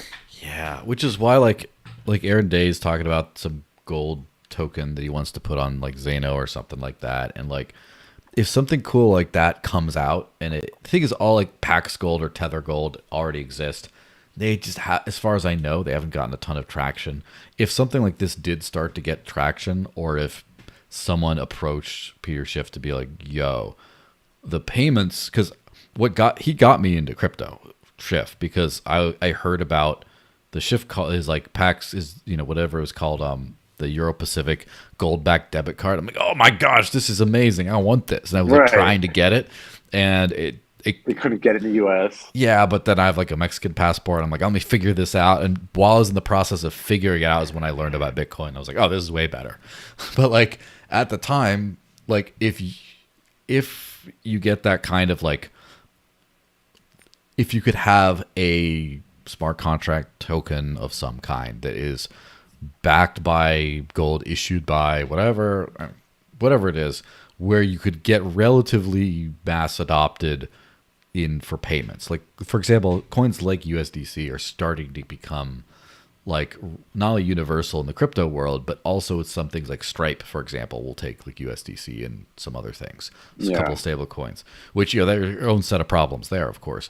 But the point is, if crypto rails become as effective as like card rails for like spending, if he could resurrect his like gold-backed stable coin that just like will auto convert, you can auto convert it out of USD out to USDC for a payment, then I think he'd be all on board again. He'd just be like, well, you can still pay with gold, and he'd be great with that. Well, are you familiar with what Aaron Day is up to? I don't know if you mentioned it, like when you first started that segment, for like the first 3 seconds you glitched out, but Aaron Day is working on a project which he doesn't want me to talk about it. I can tell because he's so early in working on it, but it excites me so much. This idea of Karma, which he's calling KAURMA, which is a gold-backed privacy coin, gold-backed stable coin on Zeno, which means it has a stability of gold. Right, because what we call a stable coin today is not actually stable. Any coin whose value is tied to the whims of a central banker is by definition unstable, right? If Jerome Powell can snap his fingers and change the value of your stable coin, it's not stable. But a gold-backed stable coin is much more resilient because obviously it's based on market value and not central bankers. And if we can add privacy to that, I mean, come on, like that's enormous. That's from a libertarian agorist perspective, I mean, that's a game changer. That's revolutionary. Yeah, and because it's kind of like the idea of like a Bitcoin denominated token too, where like the Bitcoin chain itself is just like just sucks, doesn't work, whatever. But the value of Bitcoin is less volatile than a lot of cryptos, and it's has a more consistent track record over a long period of time of just performing up. And so gold is like the next level of that, where it's also not as spectacular, but not as volatile and has a much longer trajectory, upward slow trajectory. And so it's just like, I think that people could, especially because gold has such a legacy value in the world, right? I guess people used gold to buy stuff up until like the last 100 years, right? Like as far as like the last 500, 600, 700 years, it's been a lot of gold, and then just not so much anymore. But everyone still understands it as value. Like the random person who doesn't know what it is still going to take it, whereas if they're not going to take Bitcoin. So I think if you manage to do a good gold-backed coin of some kind, you will get a lot of people willing to hold it, not just accept it through their payment terminal and they get money in the bank, but like actually hold it. And the devil's in the details of how you do that, because do you just have a centralized company that has a gold vault issue like tokenized representations on a blockchain? You could do that, but then it's sort of like a bank, Yeah, or do you have a clearinghouse where people can bring their gold? And I think that these are the sort of tricky steps that Aaron is sort of trying to figure out. There's a lot of legalese involved where he wants to make sure that he doesn't get like tornado cashed or something like that. But if he can figure it out, man, that's a game changer. Because like you said, like you don't even have to convert out at that point, and you have this stability of gold, so you kind of remove the volatility from the market, which makes merchants much more likely to want to adopt it. And one of the biggest obstacles to retail adoption, like the merchants are worried about volatility, right? Especially if you have a lot of inventory and a lot of capital requirements for your business, like that volatility could really, like, I understand what you're saying. Like you don't want to keep your business assets in a volatile currency, but something like a gold-backed stable coin that has privacy, I mean, that's about as secure as you can get. So that's a game changer, from my opinion. I can't imagine the state is going to play nice with something like that.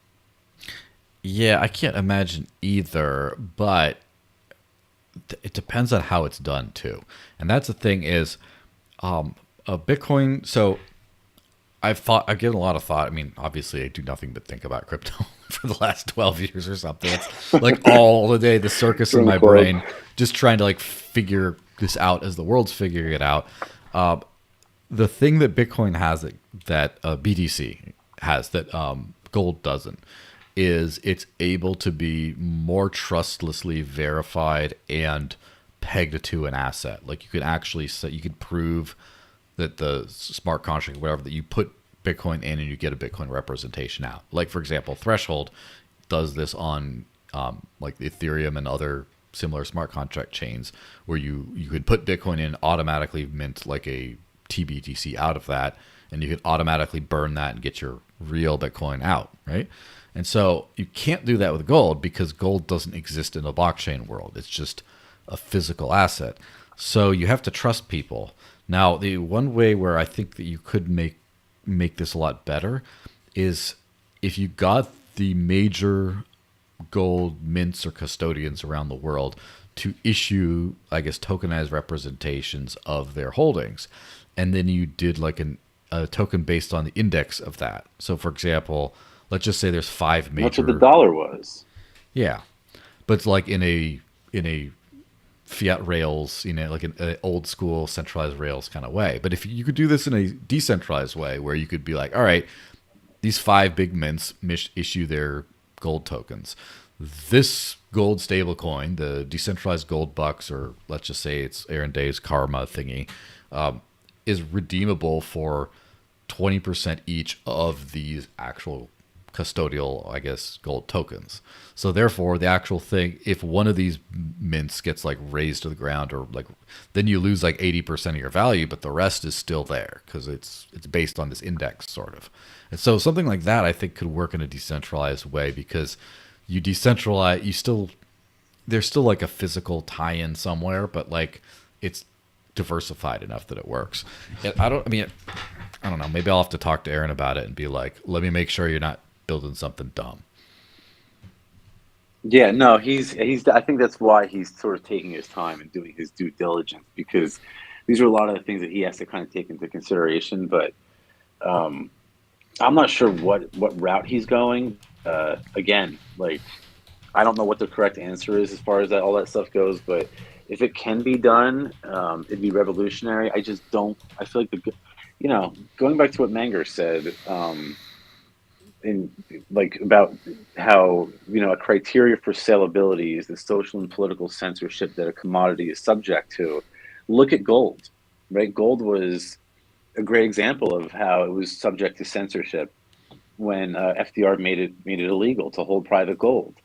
So, and that's sort of always been the argument for crypto over gold, is that, hey, look, my crypto can't be seized as easily as your gold can. They can come knock on the door and steal your gold. My crypto sort of exists in the ether, and it's a little bit harder for them to get a hold of. Mm-hmm. But again, like you said, if we can put gold on the blockchain or something like that, it's game over for the government and to a large degree, which is why, again, I feel like they're going to push back dramatically on something like that. But if we can win that battle, that's huge. Yeah, for sure. It's so obviously having privacy in that, I think, would help, and I think that's the primary reason people pay attention to Zano these days.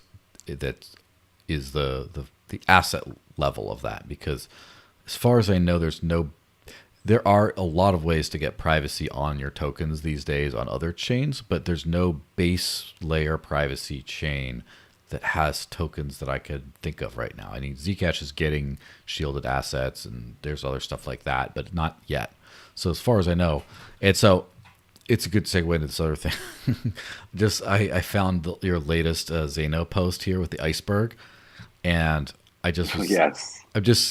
It's actually not as bad as some of the others as far as you scroll down to the comments, but there's not a lot of positive feedback on it. Obviously, Zano likes it. Then this Burna Cattle person is like, the pre-mine pays well.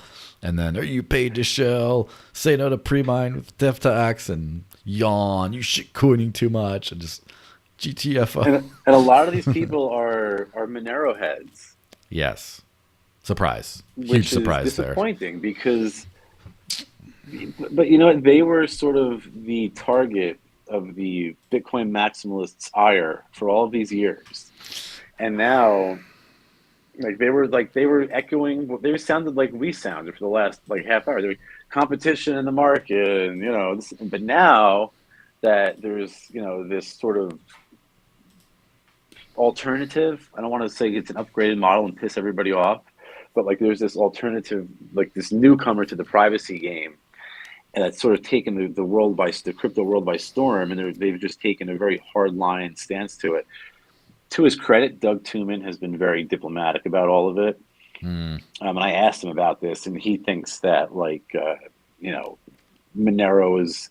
will be the silver to Monero's gold and stuff like that. So I don't know. At the bottom line is, as long as there's a privacy coin we can all use, I don't care if it's Pirate Chain or Zcash or Zano, or I just want to see something work.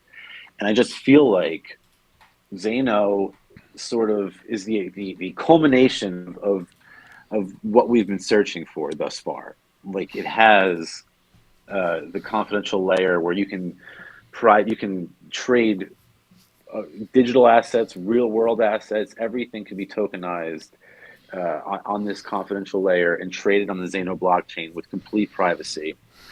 At first, I was,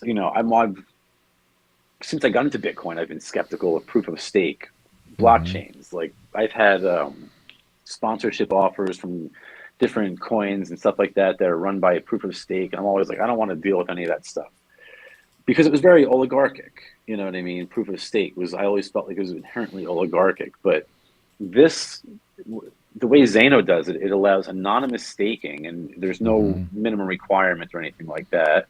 So they've sort of removed that oligarchic element from it, and it's a hybrid model. It's proof of stake, proof of work. So in other words, if somebody did try to attack the chain, they're just going to drive up the price and make everybody richer. So, God bless.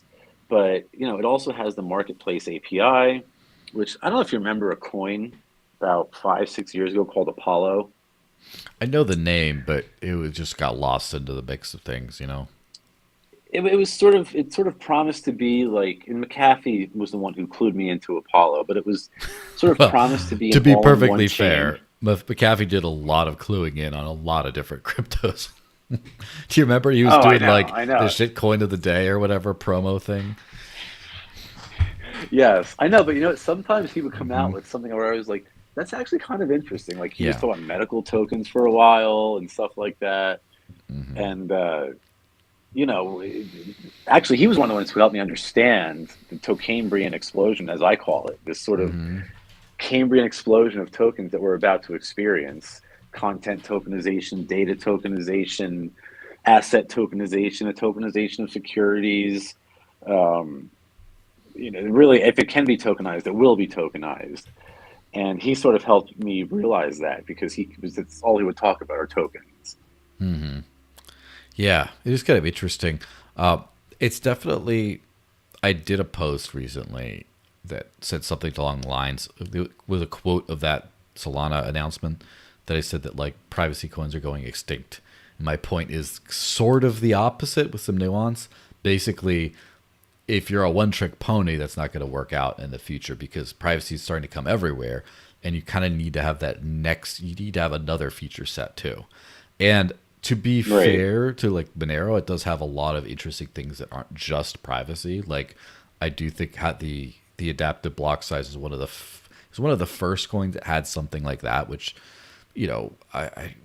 I think it does solve like the having to hard fork to increase the block size all the time or whatever, or get into block size fights, for example. And I do think for a lot of projects, the tail emission does make sense. The idea of you have very low inflation, but like some permanently in case you have very little fee revenue. It's not my favorite, but I do think I think if BTC wanted to survive long term, they need that right now, for example. That's sort of what Milton Friedman sort of proposed a similar model. He said there should be slow but steady rate of inflation over time, which is probably true, but like that's kind of how gold would behave. But again, not to be like the econ nerd, but like that's what Hayek was talked about, the pretense of knowledge, right? Where these centralized actors presume that they know what the best way to do things would be.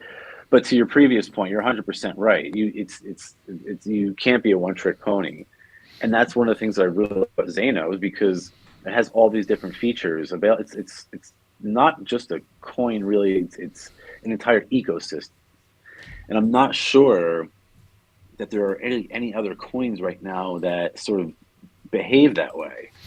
Yeah, it's interesting. Like, I think that the privacy game is going to get really interesting over the next 5 years as it becomes a mainstream thing. And like from the technical perspective, it's probably one of the things I'm not a technical person, and obviously some gaps in knowledge and stuff. But it's one of the things I know more about compared to the rest of crypto stuff is just how these different privacy functions work. And there's so many of them. And it's interesting to see when you start to see consistency. Like one component of privacy that is becoming almost universal now is confidential transactions, which is that one element of cryptography which just hides balances and amounts. And so it's obviously, I didn't realize this about Monero until recently, by the way, but Monero didn't have it until 2017 to my knowledge. Just had the ring signatures to like obfuscate where the money was going, but the amounts weren't hidden. Again, someone who knows more about this, correct me, because as far as I know, that's when ring CT became a thing. And if someone wants to cite actual sources, if you want to correct me, please do so, because I'm always learning on this stuff. But as far as I know, it didn't. Anyway, ring signatures plus CT. Then Mimblewimble, which is now in Litecoin with MWeb, is the block aggregation kind of thing plus CT. And then something like say Zcash or whatever is like CT but for everything, not just the transaction amounts. And so obviously Zeno has CT as part of its thing because he does the ring CT that Monero does. And then now we're talking about how what's it called like Solana, like PayPal USD and USDC and these other things are doing just CT. They're not hiding the transaction amounts. And it's kind of weird how like there's this new term coming out called confidentiality, which is it's the regulatory friendly version of privacy, and versus anonymity, which is the hardcore shit.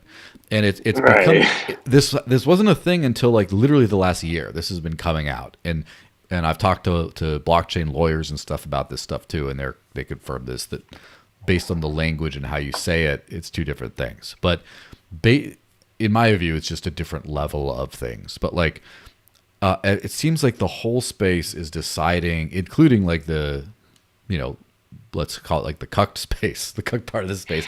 Everyone is just still deciding at a bare minimum, you don't need to have your balances for the whole world to see.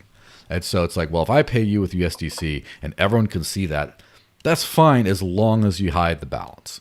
And then you do that to the next level where it's like the cypherpunks believe that too, but then they want to hide the transaction graph too, and the IP address and a whole bunch of other stuff going on.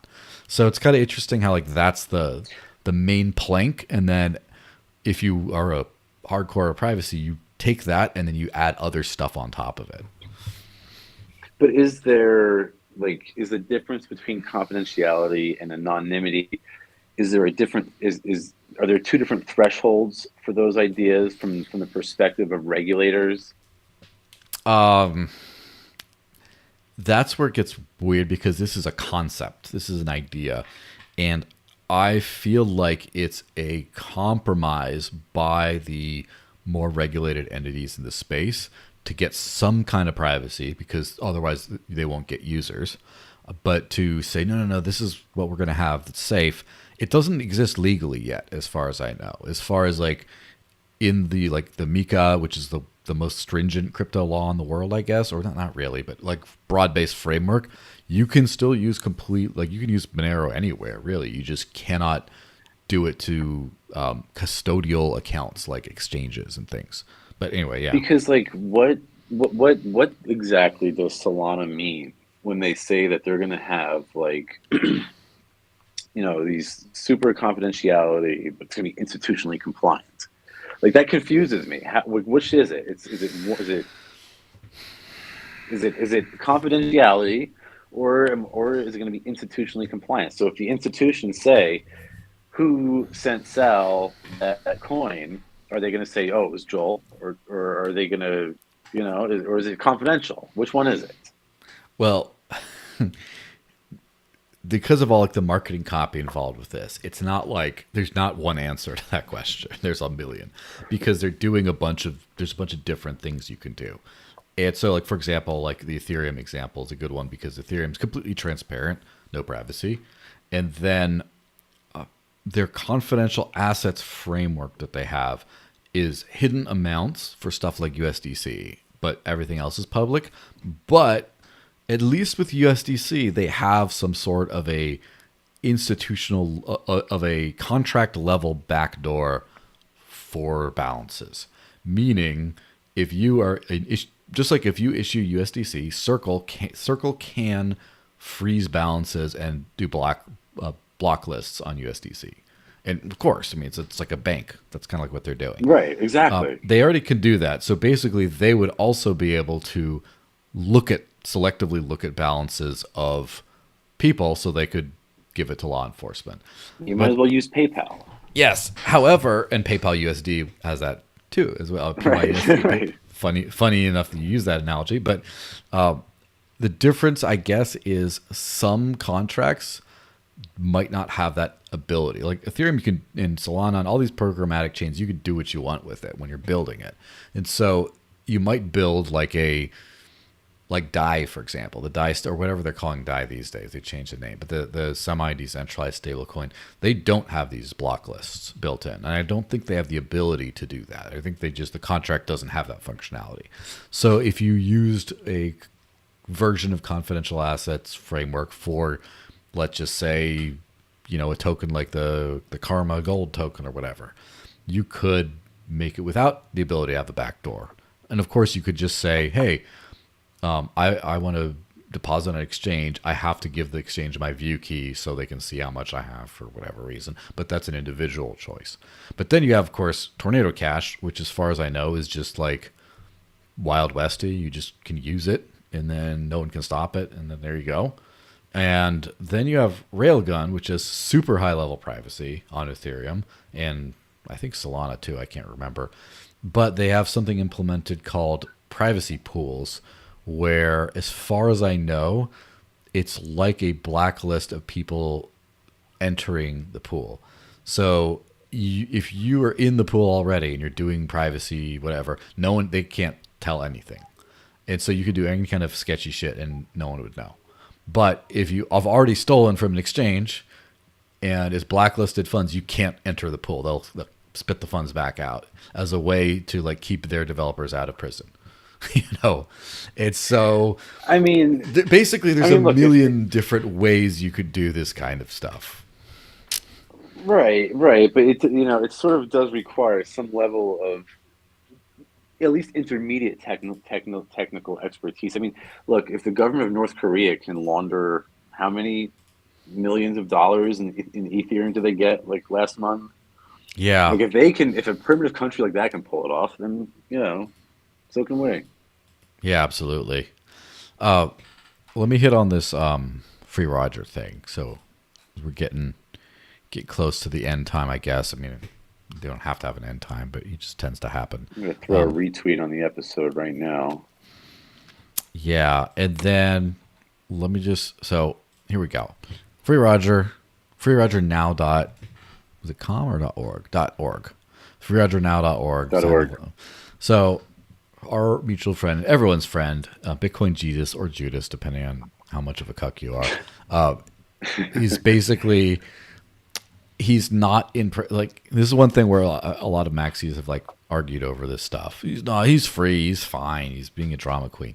Well, he's not in prison right now, but they're trying to throw him in prison for 109 years, and he cannot leave a very small geographic area while he's awaiting for this.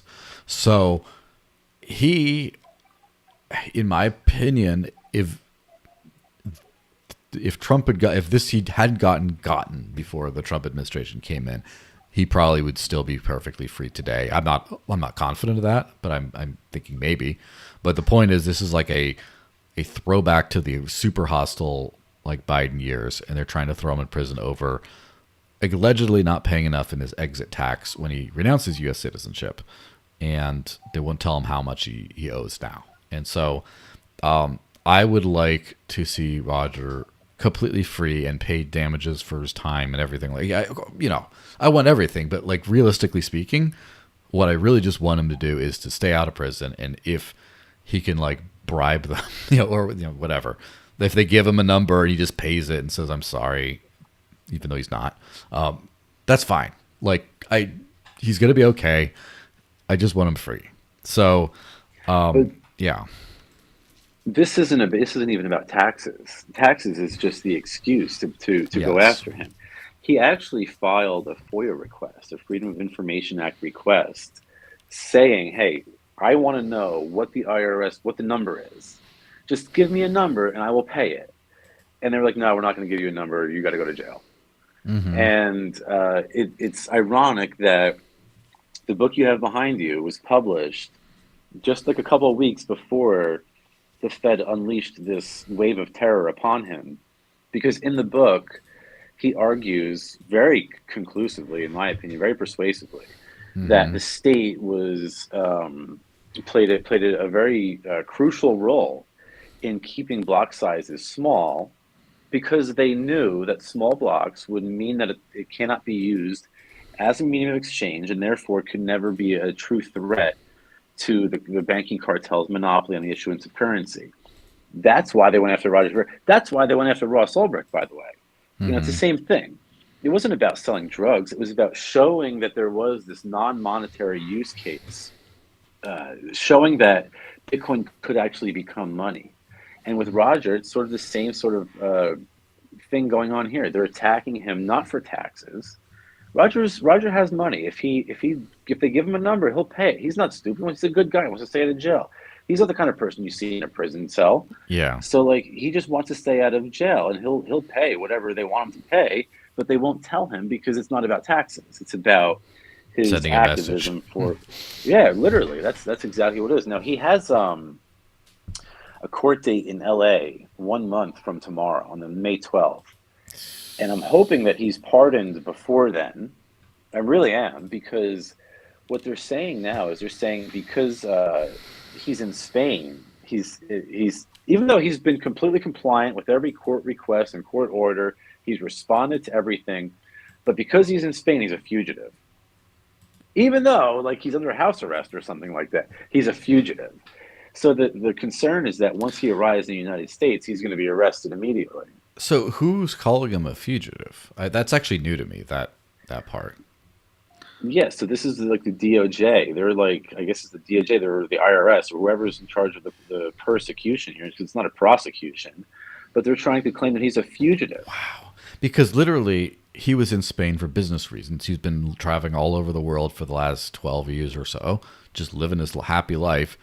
The Spanish government, detained him at the behest of the U.S., and the U.S. is seeking extradition, and the Spanish government granted him house arrest, basically, so he could just hang out. So he's not running. It's just like saying if you appeal your case to be arrested in place. If you appeal, if you're out on bail, you're not a fugitive. Like what the hell is this? This is ridiculous. It's insane. That's what I mean, and it's lawfare to the nth degree. And you would think that someone like Trump, who himself was like the primary target of lawfare, would be like, "Oh, hey, this looks really familiar. Like, we're not going to let this happen." But unfortunately, Elon had that post about how there's benefits or privileges that go along with citizenship, and Veer renounced his citizenship, therefore no pardon for Veer. Which is, absurd. The entire concept is ridiculous. Yeah. And I don't even think that that's like, maybe I don't know if I'm unfairly stealing Elon here. I don't think that Elon thinks that or cares, or that's a principle he has. I think he's just commenting on the vibes of the situation of like who gets favors and who doesn't, and Well, there's a little interaction. Mm-hmm. Like he said something like, because Elon's into like he watches the memes, so he sees these free Roger memes, and he's saying, all right, and he said something like, all right, I'll bring it up. I'll talk to some people about it. Mm-hmm. And I guess he did, and he didn't get good news, and he came back like a week or two later and said, no pardon for Veer. So yeah. I wouldn't be surprised if he did say something. And honestly, I had heard through like insider sources that was one of the administration's hangups about giving him a pardon, that he renounced his citizenship. But it's like, what was he supposed to do? They had just thrown him in jail for fireworks. He was running for office. Right, exactly. Yeah. Well, it was really for talking about Waco. Yeah. The fireworks were the excuse. So like, it's just absurd. If I was him, if you were him, if any of us were him, he would get out of the country too. And frankly, Probably, yeah. If Donald Trump wasn't elected president, it would have been his only option as well. And I can't think that that's like. I think that the thing is, like, it's hard to predict what's going on with, like, the Trump world. And also, old Teabag's got his hands full of other things that he's doing. It's not like he's thinking about this guy anymore. Like, when he gets into office, one of the first things he was thinking of is the pardon Ross, because that just was on his checklist of, like, here we go. This is how I'm paying my bills, you know, and just Roger's not on the bill. So he's just not paying attention. But also it is very like, he is like hyper. Some of this I'm sure is I think a lot of it is what he actually believes. He's very nationalistic, populist, whatever. But also a lot of it is paying off his followers by being like, screw those people. They're not American. Get to the new Gitmo in El Salvador or whatever. And then America first, though. We want to get your tariffs from other countries down, because it's like that mindset. So as soon as I saw that Elon tweet, I messaged Roger and was like, "Yo, have you thought of like making a deal to get your citizenship back?" And right now there is the gold card citizenship idea that like Trump's selling it for like $1 million. You could get to be a citizen. I would like, what can you do? Can you like say, oh, I owe $1 million in taxes, let me pay that, and I'm also going to throw in a gold card, put a gold card in the cart, I'm going to become a U.S. citizen again. And then like it's gross to be thinking about bargaining about someone's freedom like this. I don't know, but like, what if that worked? You know, what if that got him out? I know, you're not wrong, but like, it just shows the absurdity of the claim that because he's not a U.S. citizen, he doesn't get the benefits and privileges. So what? Those benefits and privileges are only afforded to people who have $5 million. Like if he doesn't pay the extortion fee, like, or let's say he couldn't afford to pay the extortion fee, then what? You know, I mean, the whole thing is absurd. It's ridiculous. Like if citizenship was that important, it wouldn't be up for sale. Yeah, and I do think like he is not the kind of person that Trump himself has any interest in punishing. He is also like, so Trump doesn't care because he's kind of a foreigner, but he's not the foreigner that like Trump cares to beef with. At the same time, he was someone the Biden administration cared to beef with, and they're not in there anymore. So I think the impetus to really punish the crap out of him is like kind of gone. But now the problem is what we're dealing with is the autopilot of the system, where they already threw the book at him, and now they're just like going to try to win the case. And I don't know how far they go, but hopefully, like, again, fingers crossed that like the court system, you know, does something about this. But I don't know. You know, look, there's a difference between I don't know the details of the persecution, but like I know there's a difference between being prosecuted in a criminal court and being prosecuted by one of the three-letter agencies. The standard for guilt is much lower when these agencies do it, because they sort of are executive agencies or agents of the executive, and they act with the impunity of the president. So it's a different standard. It's much more difficult to beat them in court. But I just can't see a situation where Trump, you know, like you said, it's sort of like a Biden level persecution of a crypto figure here. Like, I can't see a situation where this guy gets, you know, 109 years for paying the wrong amount of taxes and nobody pardons him for that. That just seems absurd to me. Like, the pressure would be so immense on Trump to do something about that I can't see if there's a pressure. Him not absolutely acting. Now here's an interesting wrinkle to this, and obviously, you know, part of me does feel bad about like speculating about all these different things because it's a friend of ours and stuff, but also that's what you do on a news show, I guess, is you just talk about stuff, right? What if Trump's anti-EU tariff things pissed off Spain so much they're like, you know what, we're not sending him, we're just going to let him go, you better get him yourself. You know, that would be kind of funny. Yeah, I know. Yeah, well, if it sort of turned into a haven like Russia did for Snowden, like that would be wonderful. I don't know. It's just absurd to me that the government would spend their time doing this. I truly believe that they were so embarrassed by what was said in hijacking Bitcoin that they had no choice. Like they didn't. I mean, they had a choice, but like the idea was they were so exposed that in order to stop Veer from promoting the book, in order to stop him from doing a book tour and a book signing, and promoting on social media, they had to slap the chains on him right away. Yeah, Like they couldn't let this become a bestseller. I sort of heard that they're pursuing this stuff for many years before that. Like they were like raiding his law offices or whatever. They were, you know, building this case. I think Aaron Day had some interesting thing to say about someone testified that he was threatened, like with prison. You're never going to see your family again unless you get us dirt on this list of key libertarian crypto influencers, and like Vera was just the one they could get, you know. But there's other people we know on that list too, and they're just like, done, throw the book at this guy kind of thing.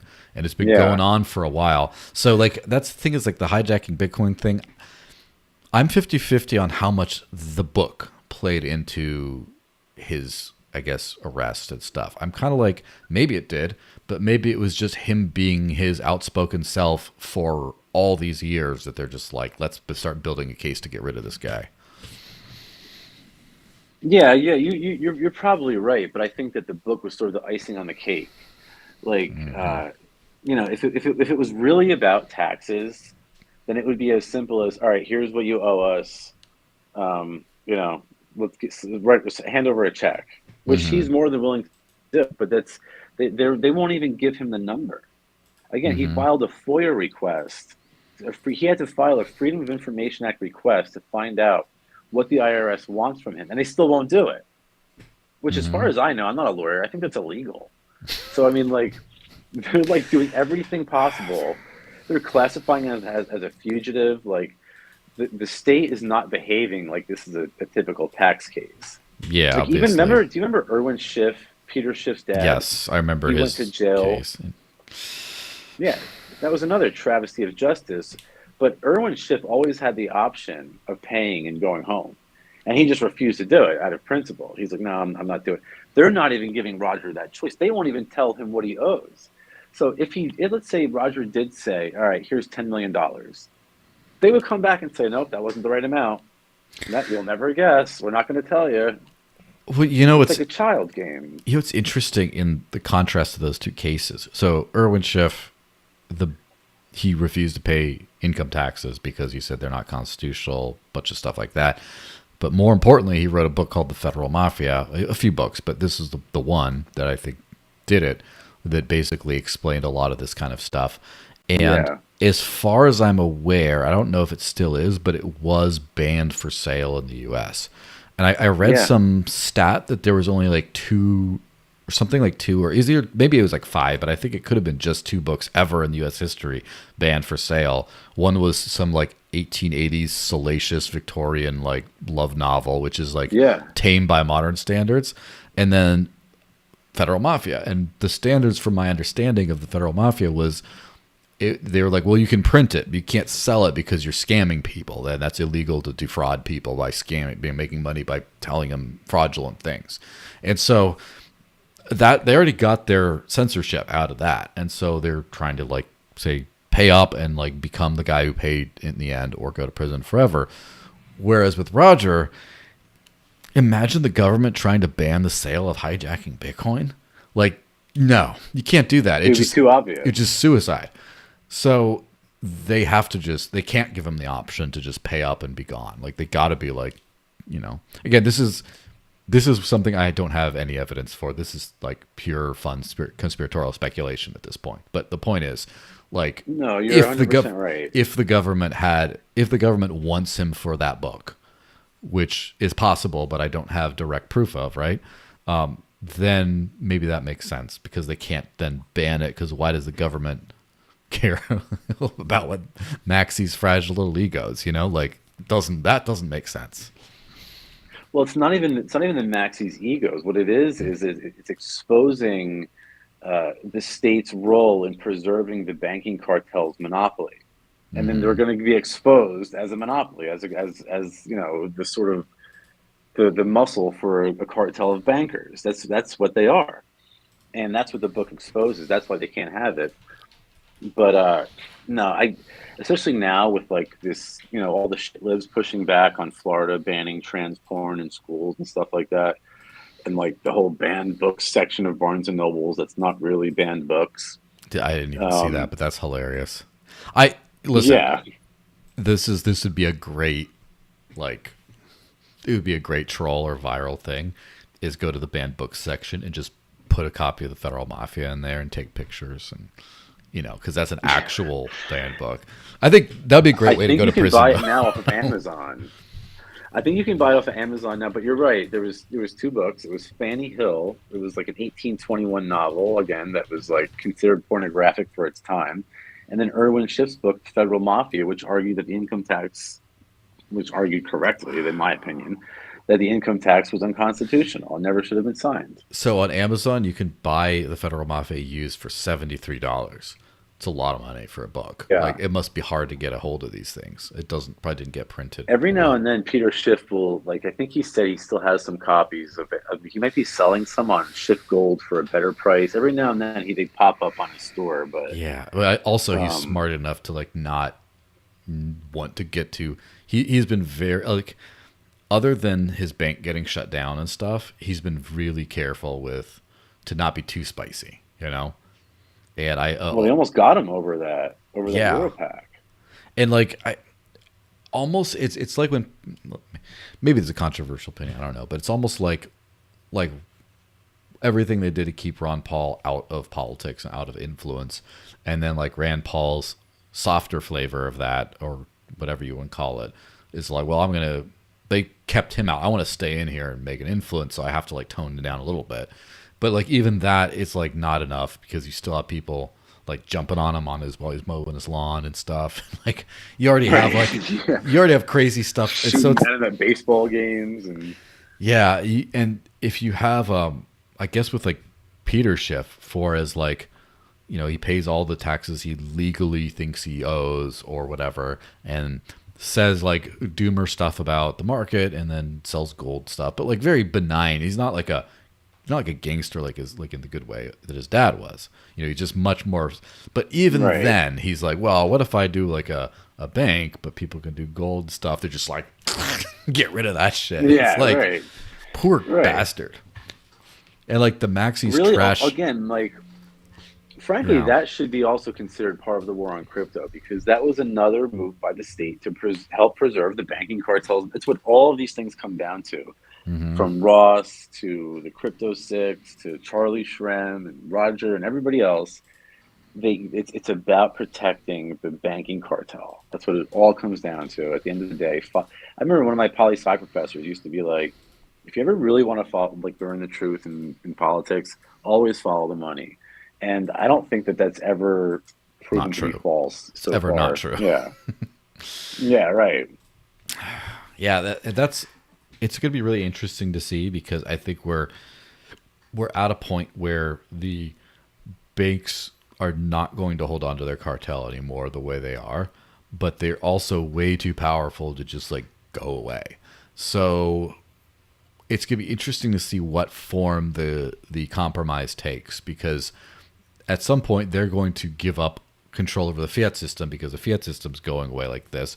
But they're going to want a prime seat at the table of whatever the crypto world is. So is that going to be, they're just waiting for a CBDC and then they're going to ban other crypto payments? Is that what it's going to be?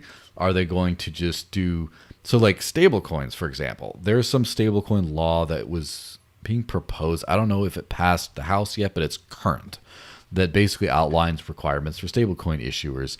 And in that, it talks about like reserve requirements and other things. So it would basically get rid of Tether, for example, and also decentralized stablecoins, although that's not maybe touted as much, but it's true. Kind of like basically make sure banks or bank-like entities are the only stablecoin issuers. And then at that point, just for volatility purposes, people are going to be using stablecoins to pay for stuff. And then they kind of lost their power, but then they kind of got it right back again through the back door.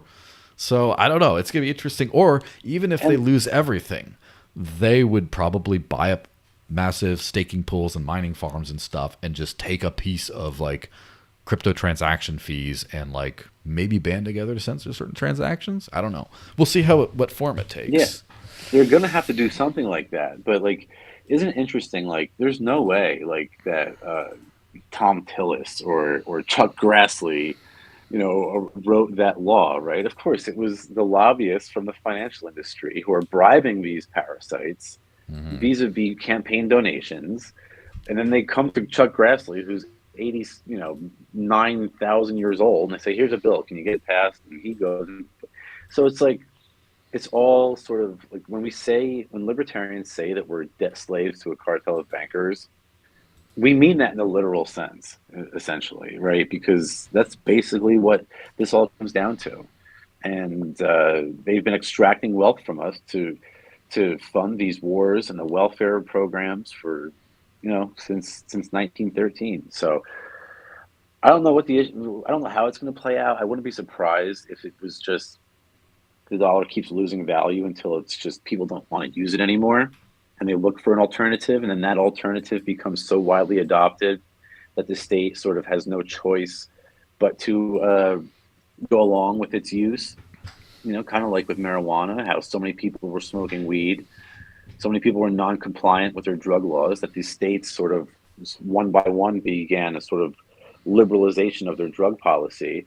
I could see something playing out very similar with crypto and with monetary policy, where no one's using the dollar, everyone's using a different coin. All right, well, we can't put everybody in jail, so we'll slowly sort of ease into that. Yeah, definitely like financial interests getting into all these kinds of different things. It's kind of like the opposite or reverse Ripple effect, where Ripple doesn't really have a good product. Like no one wants to use the ledger or whatever. So instead what they do is they just buy a piece of Western Union or they buy whatever else. They're just buying all these other companies that kind of do it. But it's kind of the opposite way, where like before like remittances will be always like a thing with companies like these until Western Union buys a bunch of Uniswap tokens or something, or a bunch of things that whatever people swap between the cryptos, they're going to be okay. And so then at that point they can let their business die out because they've already moved on, but they're not going to, the lobbying to prevent everything from actually, being used as money, I think will continue until, it's like the Titanic can't sink until all the lifeboats are off for the rich people. That's kind of how it is. No, you're right. You're 100% right. And, to your point about like remittances, like that's part of their ploy too. Like they don't have to just regulate. They could say, all right, Americans, do what you got to do. But if they regulate every other country on earth, they can essentially stop global trade. Like I was in South America last year, and I needed to transfer some crypto into like fiat, and it was very difficult to do overseas. Like Coinbase wasn't letting me do it, so I had to find sort of back end runarounds and stuff like that. And it's in sort of in that way that they can, even by something that simple as that, they can sort of put their foot on the transaction. So like, yeah, even if like the U.S. liberalizes their policy, if the EU and BRICS and ASEAN sort of take the opposite route, then it's still going to be, we're still going to have an uphill battle to fight, Yeah, for sure. Well, I think it's a good jumping off point. What do you think? Sure. Good 2.5 hours. That's I usually slate this for like an hour, but then I just kind of let it go longer. And then last one is 2 hours. This one's 2.5 hours. We're gonna be giving old Rogies a run for his money by next month or something. I could talk about this stuff forever is the problem. You just have to stop me at some point. Yeah, of course. Yes. Well, in the interest of everyone's time, it's probably good right now. But thanks for being on. It's been a good time. Thanks for having me, dude. Always a pleasure to talk to you. You're one of the few people in crypto who gets it, so it's always refreshing to have a conversation with you. Hopefully, if I go to PorkFest, we could, do this in person. Yeah, absolutely. And isn't it sad to say that it's like rare in crypto? Crypto's supposed to be where it should be common, but things have changed. But so sure, they sure have. The event shell. So the only thing I'll shell for now is ETH Dam, May 9th through 11 in Amsterdam. I'm going to be there. It's going to be a great time. they've basically said that they're super hardcore into privacy and cypherpunk values and things like that. And also they said they're not afraid to be political. And it's funny because there's some cancellation efforts going on today where some freaking beta who works for the ETH Foundation is pissed off at them because they're inviting some Dutch politician to come speak. And this Dutch politician is campaigning for like Roger Ver to be freed and all these people like that. And also was against the lockdowns and things like that. And apparently he's this wild conspiracy theorist that everyone hates and white supremacist or whatever they want to call him. Apparently he's all these things. And so they're like freaking out about this event, and Eleanor is standing firm on this. So come to ETH if you can and support, because this is where the action is, right? Yeah, and in fact, I was invited to speak at the same conference. I'm trying to crowdfund the expenses. They wanted me to go and advocate for Roger, and I'd like to. It was a last minute invite, so the tickets and everything weren't cheap. So if you want to help me out, you can go to, I have a GoFundMe. It's on Twitter. I posted it. There's a link in my bio on Instagram. You can find it around. I'll retweet it later. But if I can crowdfund it, I'll be there as well. I don't really have too much more to plug. We do that live stream on Wednesday. It's the Versive Spectrum every Wednesday on Twitter, 7:30 p.m. Eastern. Goes for a couple hours. And informal talk on agorism, liberty, crypto. We have some beers, glass of wine, hang out. Join us if you're around. Other than that, follow me on social media, stuff like that. And that's about it. Yeah, and I will be, I guess, a couple weeks from now at Liberty Forum doing some crypto stuff. And that's in Concord, New Hampshire, local to me, which is nice. And so then it's the May thing. Then I'll be in Toronto for Blockchain Futurist and Consensus. Then Basel for Crypto Basel. And then Vegas for like the Bitcoin stuff at the end of May. You're all over. May is a nuts month. But then, is my point, I will be at PorcFest. So if you do come to PorcFest, I will be there at least one day. I'll try to figure out if I can spend more time there and stuff. And yeah, so I'm sure we'll run into each other there. Also, Boston Blockchain Week, but that's New England area. So, I don't know if that's a little far. Are there any cool events in your neck of the woods that have anything to do with like crypto that are like big enough to like justify going down? No, not really. Well, they have the Miami Blockchain Week, but it's not until like February.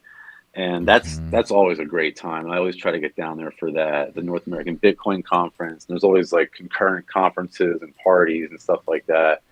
So I always try to make it to that one. But other than that, I used to go to the Blockchain Forum in New York when I lived up there. But now that I'm here, there's not really too much in Tampa. I've honestly thought about putting stuff together down here, but I never really did get around to it. It's a lot of work and effort and stuff. So maybe one day. Yeah, everything is so much work these days. It's true. I know. Yeah. Well, cool stuff. Well, if you're watching, obviously follow you at Sally Mayweather. By the way, why do you call yourself Sally Mayweather on X? And where'd the profile picture come from? I'm sure I asked you before. Sal Mayweather was taken by some guy in Australia, so I had to become Sally. And now everybody thinks I'm a woman. So. Well, or a gentleman of color. That's the other one. Oh man, they're like, you don't have an afro, or do you? I'm like, no, do I look like a rapper with a gold chain? Come on. So, yes, I wish I had half that amount of hair. Yeah, I think that you'd probably lose a lot of your subscriber base if you changed your profile picture to your actual mugshot, your actual picture, because people would think you Am got I that ugly? No, people would think you got hacked or something. They're just like, oh, some hacker true. Took it over, because they probably just think it's like my profile picture looks like me because it is me, but it's this black and white photo version that's like 8 years old, and like I need a new one. But I feel like if I've had it for so long that if I changed it, people would be like, oh, did you get scammed? I'd lose my blue check for a week. It'd just be a disaster. So I'm keeping it for now. It's become part of your branding. The truth is that I was actually listening to Mac Dre when I made the Twitter account like 15 years ago, and I was like, oh, I'll just use this guy's picture as a placeholder, and I just never changed it. So, and yet it's become iconic by now. So, yeah. So there we have it. All right, so follow Sally Mayweather. all the kind of cool stuff. Subscribe and like the podcast and stuff if you can. And yeah, we'll see you guys next week, or see you guys at, PorkFest, ETHDAM, all the other cool stuff. So have a good weekend, guys. Don't forget to smash the state. Bye-bye.